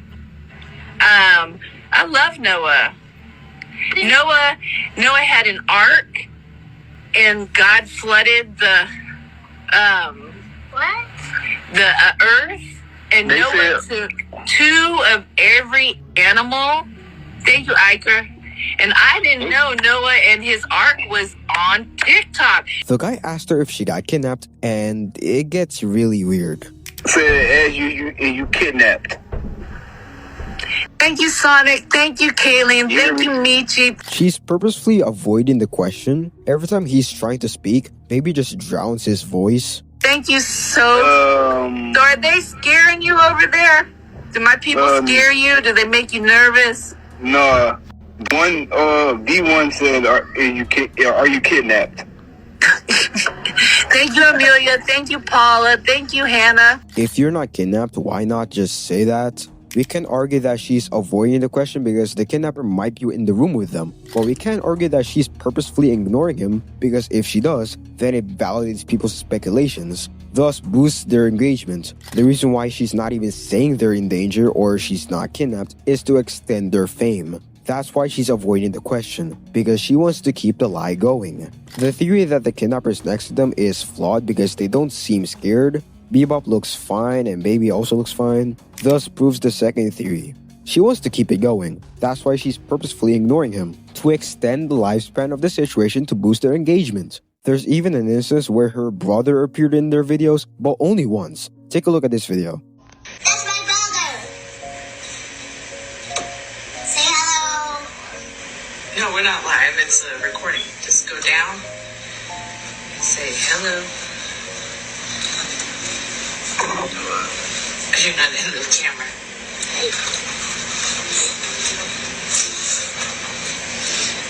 Is it in the camera now? Not yet. Scrunch. Scrunch, painting, scrunch. Please. Sis. Aw, how sweet. What's Look at the camera and wave. Say hello. And say your name. Say it. Say your name. Say it. Say it. The brother obviously does not want to be filmed, yet Baby forces her to. The brother eventually came forward and said he was forced to make the videos without his will. But Baby eventually found out and forced the brother to apologize and told him to lie about him, saying he had fun filming the videos. While there is video evidence that proves otherwise. There was even a video at one point of the brother coming out and saying that he didn't want to make these videos and that he was being forced to. Then they made him make another video apologizing and saying that he was lying about it. And now that kid is nowhere to be seen in any videos or even have a social media presence because at this point he can't. Another instance is where there's a handcuff in the back when she goes off screen, which suggests that they're kidnapped, but with all the evidence that proves the contrary, I'll have to go on the opposite corner here because it's getting fishy. To answer the question, yes, there is something fishy going on, which leads to the next question. Did they orchestrate this whole thing? Yes. A big fat yes. The fact that they refused to say that they're not in danger, allegedly exploiting her daughter, and lying about getting kidnapped. Now, what does DJ have to do with all this? I'm bringing up everything that he didn't mention because he didn't even research the topic he stretched to 4 videos. I'll say it again, he lacks research. He doesn't even research prior making the videos. I found all the things that he didn't brought up in his 4-part video series on Bebop because I was actually researching. He relies on weak theories, those baseless accusations, and barely researches. He prides himself as a detective, by the way, and this is what he's doing. He's so shit at his job that I just did all the dirty work for him. The amount of turbo things he left out is insane because not only does the left out information can count as hard hitting and could incriminate Baby, he instead doesn't do research and echoes the narrative that they got kidnapped and Baby gets away without taking any form of accountability. I know, he made a video saying they faked it, and I'm glad he's realizing it. But his reasonings aren't it. The camera point isn't good, The sign is bullshit, and the speculation that baby is a strict mom is an understatement. I honestly think that this mom is just very, very, very strict. She's probably a bad parent. That's what it seems like. Because in all of these videos, this little girl seems like she does not want to be there. She's not a strict mom. She's a piece of shit.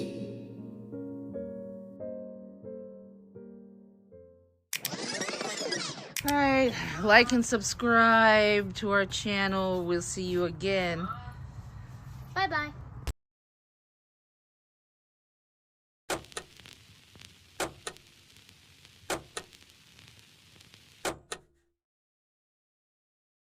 This 3-year-old girl is disgusting. You called me ugly? Bro, how old are you? What's wrong with you, bro? I go to their channels and see if they're ugly, see what they look like, see if they make bad content. It's actually pretty fun. Even with the channel strike, his bullying didn't end with the Are You Ugly videos. The Are You Ugly series, the series that deserves its own segment. I'm glad he made this series. Not because I'm an avid advocate of the Bring Back Bullying movement, rather I'm glad because we got to see his true colors. We've seen his stance on bullying. It's not good. Probably because he can relate to the bully since he's a bully himself. All he says in this series is, oh my god, these kids are fucking ugly and fucking retarded. I don't know what it is when adults like DJ get so pressed up when kids call them ugly. Like you're judging their looks because they called you, a grown man, ugly. Did you know that they're doing this just for attention, right? Just like what Franz Ferdinand said, in the future, I believe there will be a certain individual named DJ Cook that judges little kids for their looks on the platform YouTube in 2024. Yes, this is a real quote by the legend himself, guys. Alright, let's begin the madness. To add context on this series, Are You Ugly was a series where he goes to his comment section, find comments that call them ugly, goes to their channel, and judge their appearances by comparing his face to them. Straight out the gate, you can tell this series is really terrible and doesn't need to exist. An actual good YouTuber will ignore these type of comments, but our DJ boy over here is an exception. He seems so butthurt whenever someone called him ugly. I mean, look at him. He's going to this kid's channel and judge their appearance because they called you ugly on the internet. Like, this isn't self-defense like your fans say in your strike video. It's bullying. On multiple occasions, he provides points why the kids shouldn't call him ugly because they are ugly themselves. Just remembered that this is the girl that said my videos were ugly, but in all of your videos, you're going like, what do you mean mine are ugly? That's insane. This isn't self-defense. Does this look like self-defense to you? The reason I went to this kid's channel was because he called me weird, ugly, and he called me a clock. But looking at his videos, it seems like he's the weird one. It seems like he needs to look at a clock because who the hell uploads 1-second videos? I'm not gonna lie, bro, you're getting a thumbs down. Yeah, that is self-defense right there. In all of his videos in this series, he seems like he actually wants to find the faces of the kids that called him ugly. Again, somebody commented, and this one was very simple. They just said, DJ ugly. Okay, cool. But guess what, buddy? I went to your channel, and, what the heck? Don't know who I am. What the hell? What is going on? So 2 weeks ago, there was somebody who commented on my channel and they said, DJ should change his name to DJ Ugly Turbo. Really? You think I should change my name from DJ Loves Turbo to DJ Ugly Turbo? Really think I'm that ugly, bro? All right, bro. Let's see how you look. Which off-rip is such a stupid thing to do. You want to see what they look like? Because Timmy382 said your hair looks like a noodle? Since this person called me ugly, let's see what they look like. Brother, the pettiness is off the charts. No wonder why you turned off the comments in this video. You even said you enjoy making this series. So, everybody's favorite series is back. We look at a bunch of little kids who are hating on me and we get to hate on them. It's just so much fun. Let's do it. We're back. We're back? Brother, I think we're good if you didn't bring the series back. This isn't a good series that everybody loves. Other than your fans, no one would love this series. But fucking no one would watch every video or even 2 videos of this useless, good-for-nothing series. The fact that his audience are getting entertained by bullying really goes to show the nature of his audience. No wonder why his fans push one of his haters to cut themselves, almost committing suicide live, and making posts about self. The intros of these series implies that he enjoys making the series, which means he's okay at what he's doing and he doesn't even know what he's doing is literally harassment and bullying. So I'm finally back making another video in everybody's favorite series, Are You Ugly? You know what, I gotta give credit to the old DJ here. Sure, he's not perfect, he still has a lot of flaws, but he at least doesn't bully children, going to their channel, and judging their appearances. I'm worried that with these videos, he's encouraging his fans to do the same thing he's doing, Think about it. Kids tend to recreate what their favorite YouTuber's doing. Since DJ has a lot of kids looking up to him, they would do the same thing as him, going to another kid's channel and calling them ugly, which is promoting harassment and bullying, and it's going against YouTube's terms of service. He actually got 3 strikes from YouTube because of hosting this good-for-nothing series because of, guess what, bullying. I woke up and I saw an email on my phone that says your video has been removed because of harassment and bullying. Now he got a strike for the first time in the DJ Love Stupid channel. Does he use this to improve and stop the series? Of course not. He's a willow-weeping little shit sack named DJ Cook, even though he doesn't even cook, nor does he even DJ his entire life. He continues like he's doing something that would change YouTube and exposing these haters. The haters aren't even haters, they're just his fans in disguise.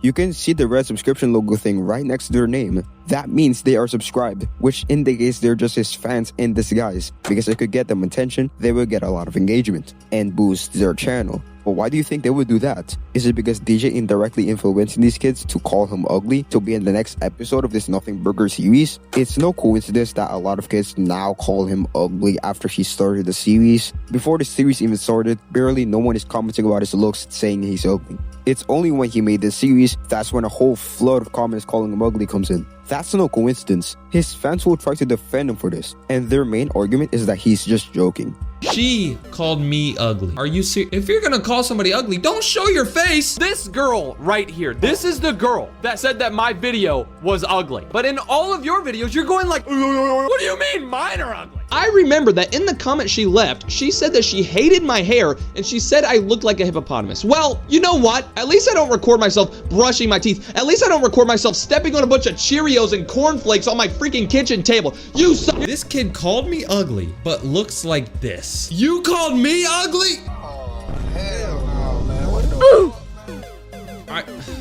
This is what I have to deal with, bro. That's joking. I'm gonna play a clip of a former YouTuber named Leafy, quote unquote, jokingly attacking a kid, and tell me if he's joking. All I gotta do is put my mind to this shit. Cancel out my ex, I put a line through that bitch. That man you just saw right there, that talentless piece of, godly, talented man of entertainment is Mark Thomas. You would say no, but if we play this clip... So I know most of the time I make videos where I'm just joking around and I'm not really that serious. Does it justify what he said to these kids? The song itself, the fact that it's about Pokemon Go, the fact that he's driving a car, the Minecraft logo in the corner, his fucking teeth. Nah, fuck that. I'm not gonna be talking about the kid today. No, of course not. But if we apply the same shit to DJ... The reason I went to this kid's channel was because he called me weird, ugly, and he called me a clock. But looking at his videos, it seems like he's the weird one. It seems like he needs to look at a clock because who the hell uploads 1-second videos? I'm not gonna lie, bro, you're getting a thumbs down. If you're gonna call me ugly, make sure you delete the videos on your channel or make sure you put on some makeup and look pretty good before you do it, because if you call me ugly and then I go to your channel and you're ugly, it doesn't make any sense. I guess we can be ugly together, man. If you think that's bullying kids, that's fine. You can think what you want, but it's all in good fun, you know? It's a fun series. Can we all collectively agree that DJ Boy over here also bullies children? He used the same tactic Leafy used, and we collectively agreed what Leafy said to this kid is disgusting no matter the intention. That man you just saw right there, that talentless piece of, godly, talented man of entertainment is Mark Thomas. That meant we can all agree that DJ's also bullying a kid in the clip I showed you seconds ago if we apply the same logic we used to Leafy.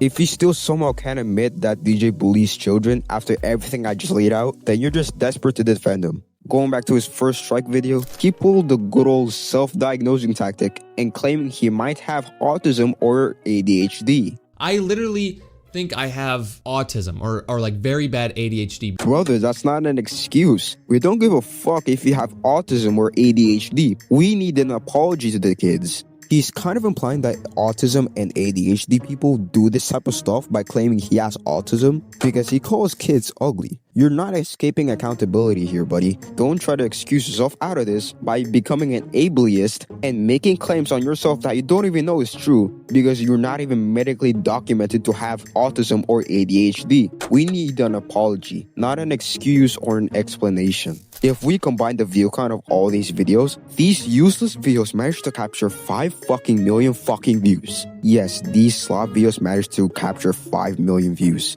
5 million people watched this guy judge little 8-year-olds' looks. This is so down bad. In the 6th episode of the series, he said a lot of people enjoyed the previous episode. I made a video in this series like 3 weeks ago and it got like 600,000 views. I don't know how. People really like when I expose little kids who hate on me. No, the video just so happened to be blessed by the YouTube algorithm. The video has a garbage like to view ratio and a lot of comments hating the video. Also, just like his videos, he doesn't tell his audience to not harass the people he showed in the video. I went to the comments on 5 of the kids' channels that he showed in the videos, and almost all of them are calling the kid ugly and some turbo shit. This is honestly heartbreaking.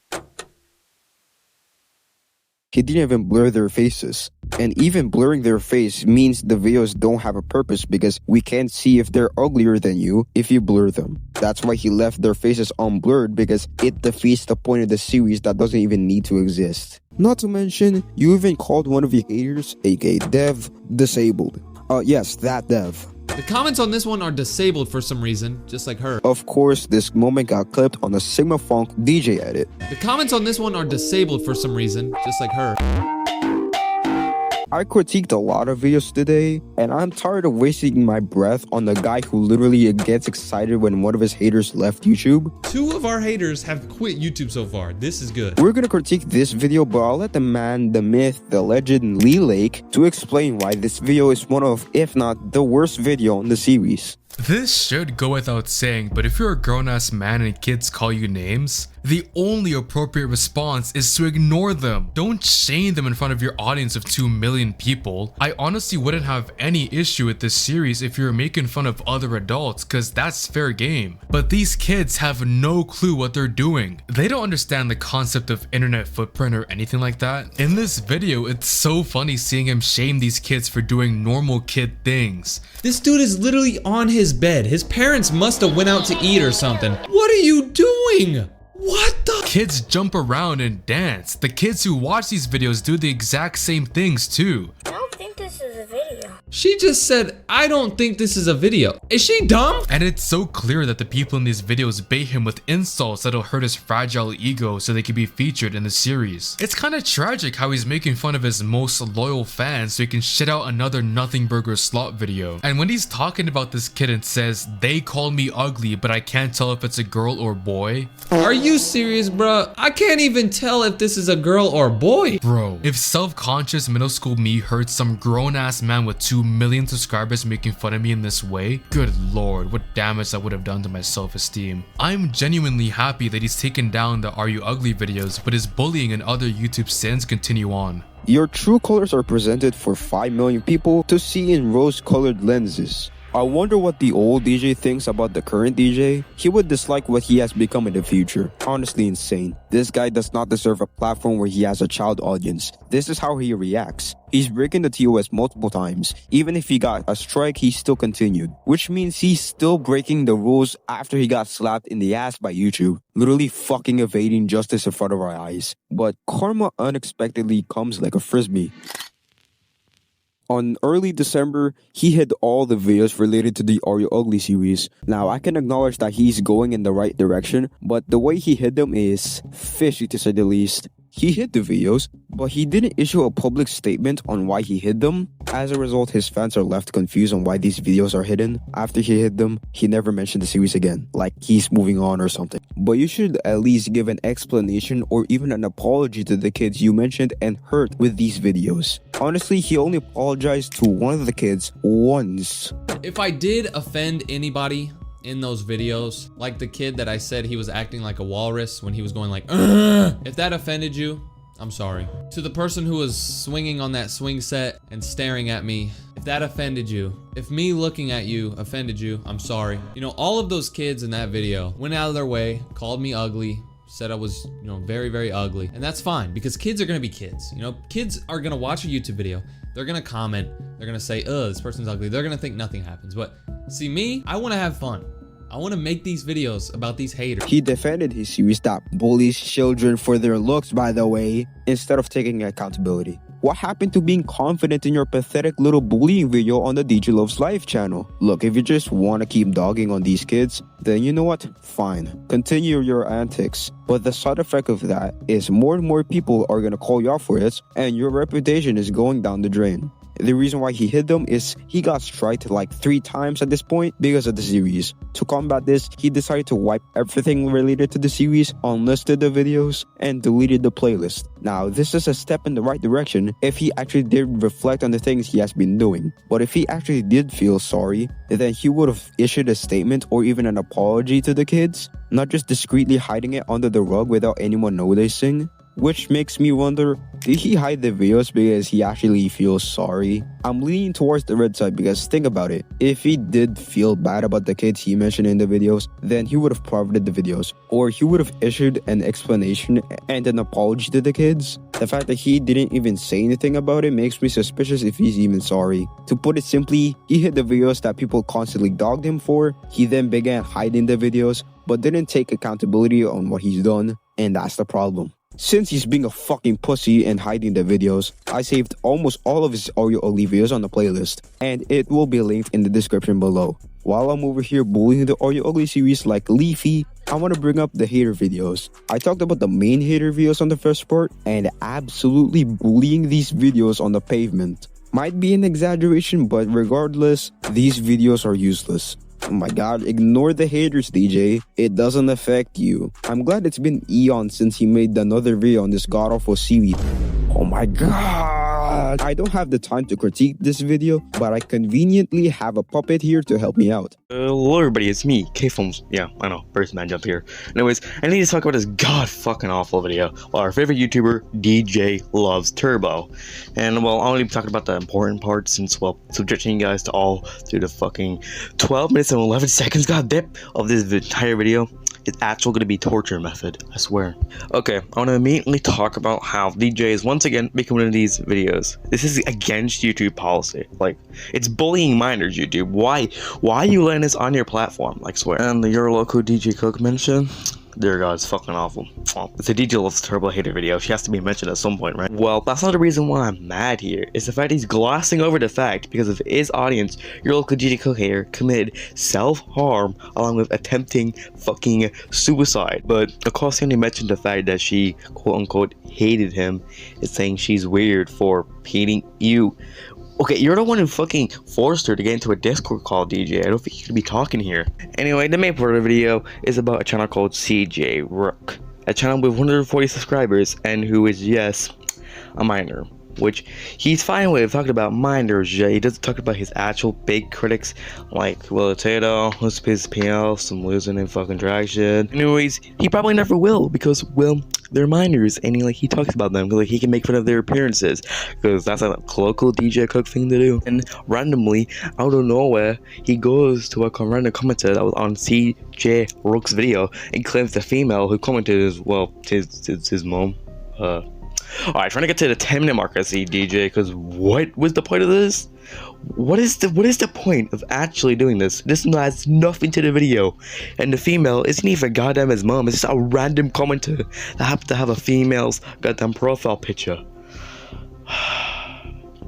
Anyways, then instantly talks about how CJ talked about how he missed in one of his comments, basically saying he can't tell the difference between 700 or 700, I fucking know, and 7,000. Well, the entire video was pretty much DJ failing to realize he was getting literally rage baited by a little kid. Trust me, I know rage bait too. Well, then I immediately searched for CJ channel, because, well, research obviously, and I got taken down by DJ's fans, which will be the last time this happens, let's be honest now. But I found a second channel, and looking at these comments, F wishes and threats of doxing. For the third time, DJ's fans have harassed and reported a literal child for not liking their goat, DJ Loves Turbo.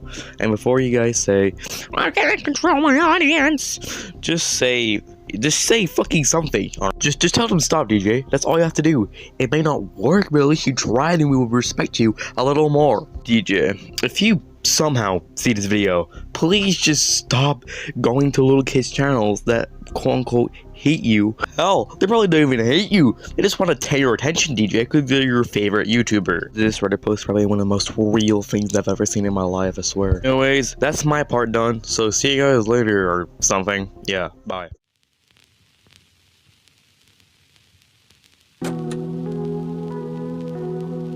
Well, this is the point I have been stashing away throughout the entire video. What this sentence means is his fans will defend him no matter what he says, no matter how absurd or wrong it is. It's weird for me saying he praises the mustache man, but he doesn't. We can all collectively agree that the mustache man is the most despicable and most evil man to ever walk on the planet. And me calling the mustache man the most evil man is such an understatement. Because what the man did is unforgivable and irredeemable. But that's the point of the sentence. It's incredibly absurd, but it still captured what DJ's fans will do whenever DJ gets criticized. I'm not gonna blame his fans for this behavior given the fact that they're still maturing, but there's a line between what is excusable or not. And that's the case of encouraging someone to commit suicide when someone doesn't like DJ. You know what I'm talking about. It's Dev, aka your local DJ locator, who recently goes by the moniker Sad Devi. I actually talked about her in a video prior, so for a more in-depth explanation about the situation, then watch that video. To dumb it down, she got harassed by DJ Cook's fanbase due to DJ making a lot of pointless videos about her, which caused her to get a lot of harassment and made these concerning community posts.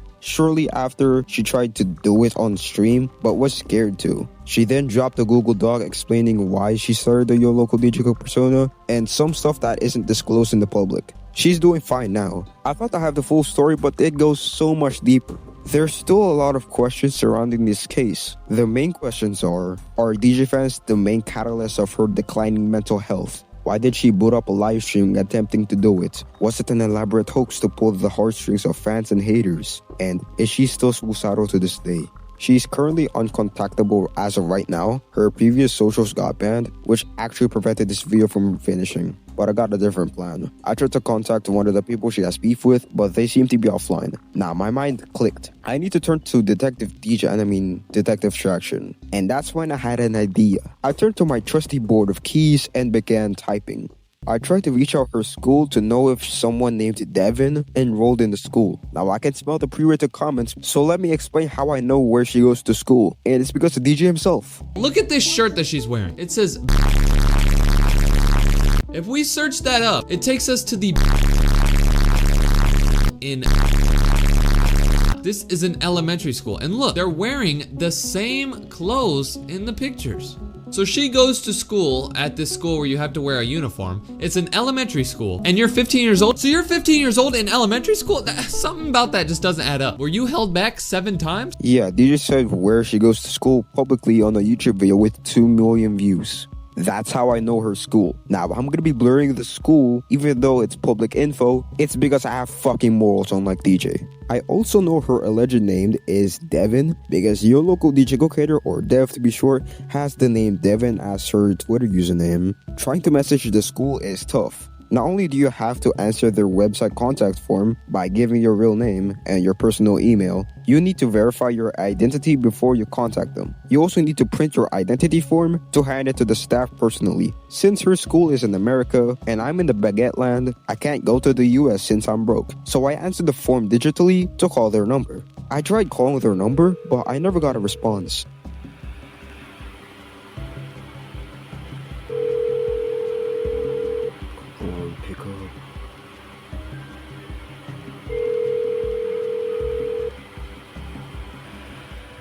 Your call has been forwarded. To be fair, I tried to reach out to them at the dead of night, so it's probably late for them, but I enlisted the help of an anonymous whistleblower who has been helping me, and he did manage to call the school. They didn't record the call, but the person on the phone did confirm a girl with the nickname Devin attended the school. So we proved DJ is a piece of shit. He revealed where his hater goes to get their education in front of an audience of thousands of people. People now know where she goes to school. My whistleblower tried to dig up more information on Dev if she has any social media, but they can't find anything. They did try their best though. While scoring and searching through accounts named Dev, Devin, Sad Devi, or her other aliases, we found a post that disturbed us. We found her former friend's Twitter posts. It attached 2 images of what seems to be Dev's leg after she used a razor blade to make cuts on her leg.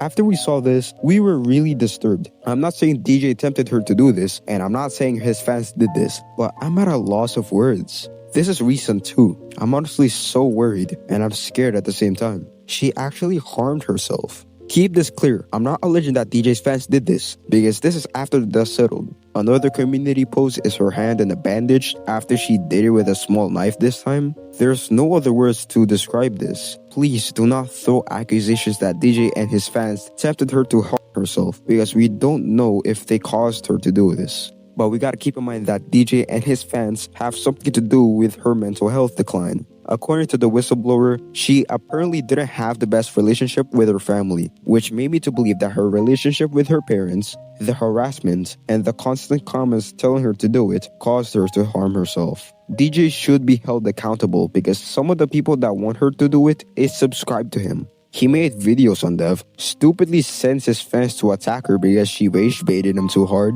and made more pointless videos about her, amplifying her existence even further, which caused her to get more harassment.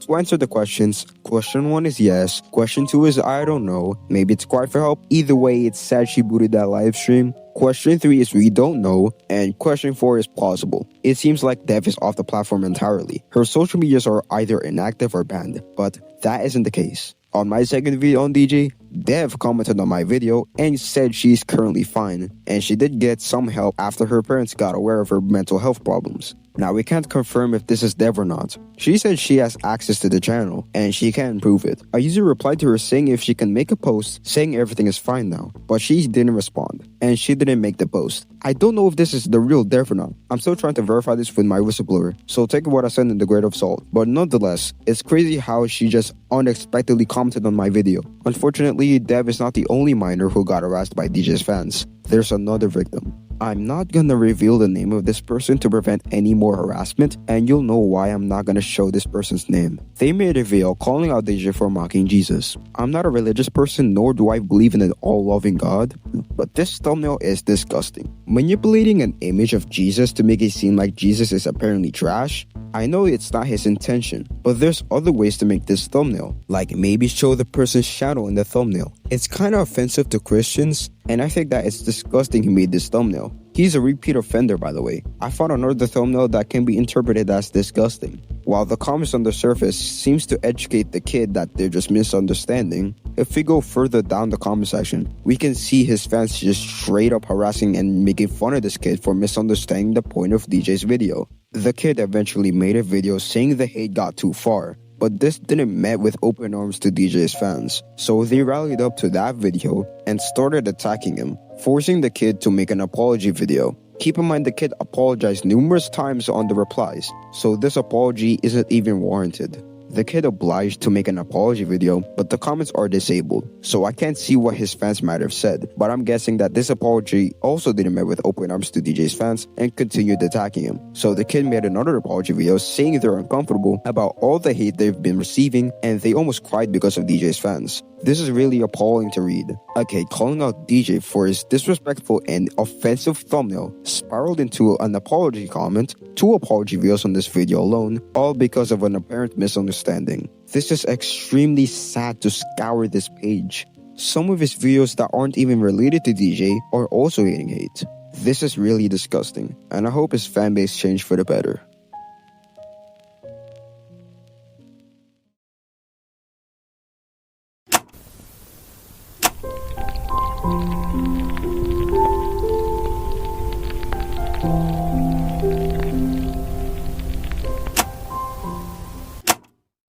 DJ Cook.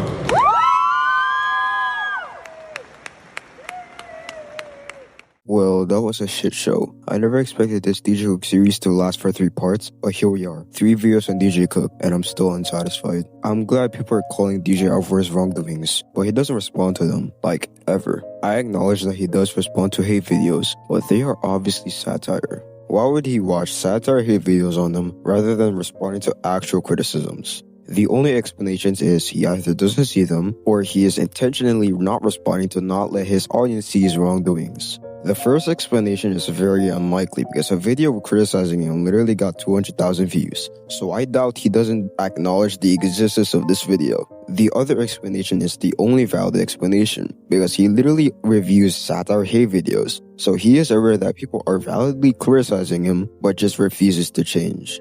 He also used to respond to hate videos on him, and he doesn't give a valid explanation or a valid counter-argument, just an insult that doesn't invalidate anything. Now I get why he makes slop videos because there's an incentive to it. I'll let Cyprus explain why he makes slop videos. So what is the point of making these videos? Well, the sole reason why DJ makes these slop videos is because a lot of money is involved. If you upload daily, you'll get rewarded with a lot of money and get promoted in the algorithm more because you upload frequently. On the other hand, if you upload, let's say every 1 or 2 months, every upload is a gamble. If a video performs shit, you'll work on another video that will take 1 to 2 months and it performs shit yet again. So you try again and that video blew up. You saw that, right? It's like gambling. You don't know if you're gonna win or lose. You don't know whether if a video will perform shit or perform well. You'll have to depend on the YouTube algorithm. While these sloppy videos also relies on YouTube algorithm, but you don't inherently need to. Because you upload frequently, YouTube will carry you into an even bigger audience. Let's say if a slop video underperforms, you will make another video that will outperform that video in like 1 or 2 days later, which meant there is minimal effort being put in the videos because you'll have to be consistent with your upload window or the YouTube gods will strike you down.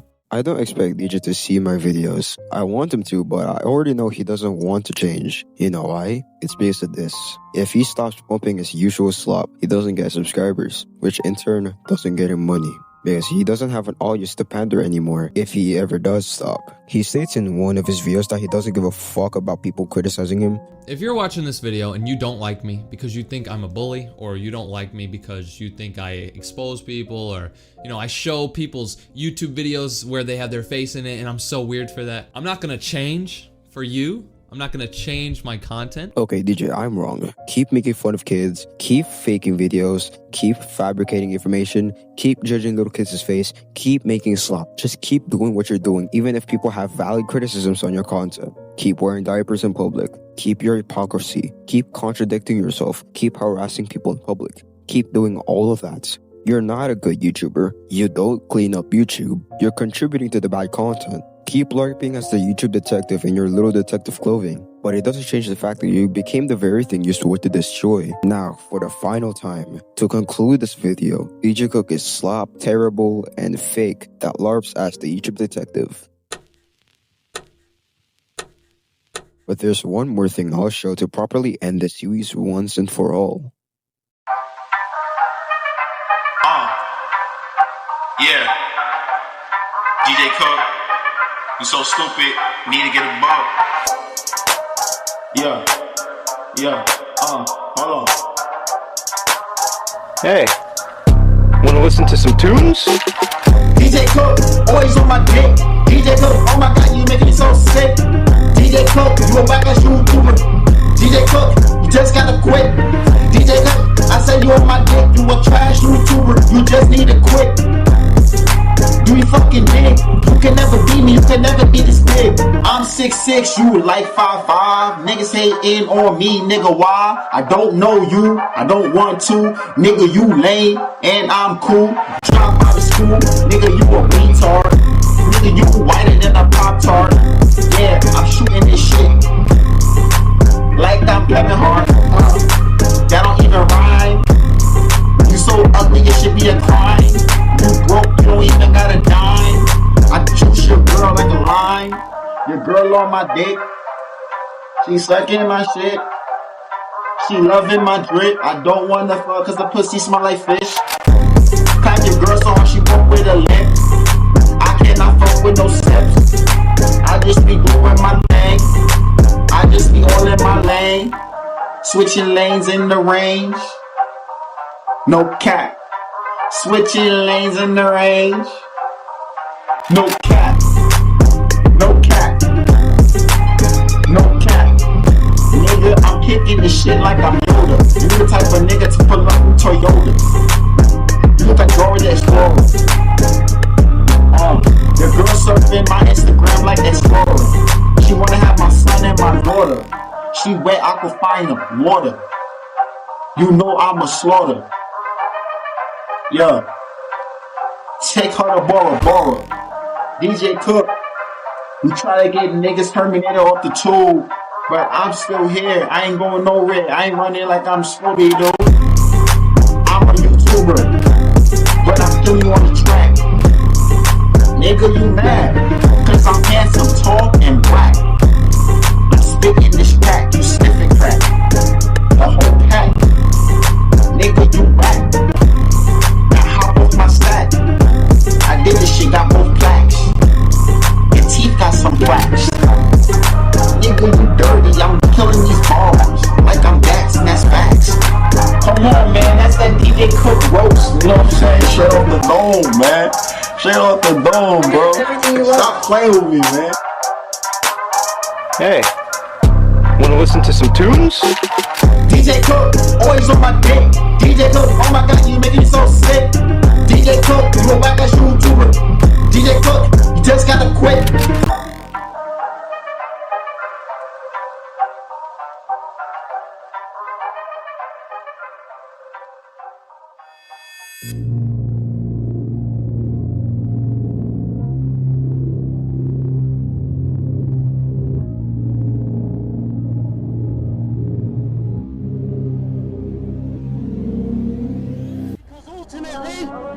He'll give her an ultimatum. Either listen to Gavin, Mum. Watch this now. I'm getting stronger and stronger by the second. Where do you think it comes from? Me!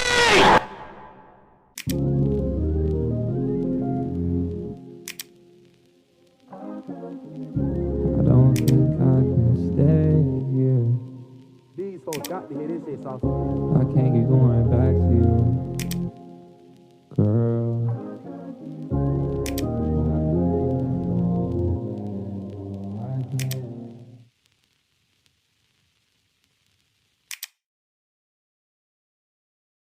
Now, I'm gonna be real here. If you're watching this video and you don't like me because you think I'm a bully, I'm not gonna change for you. I'm not gonna change my content.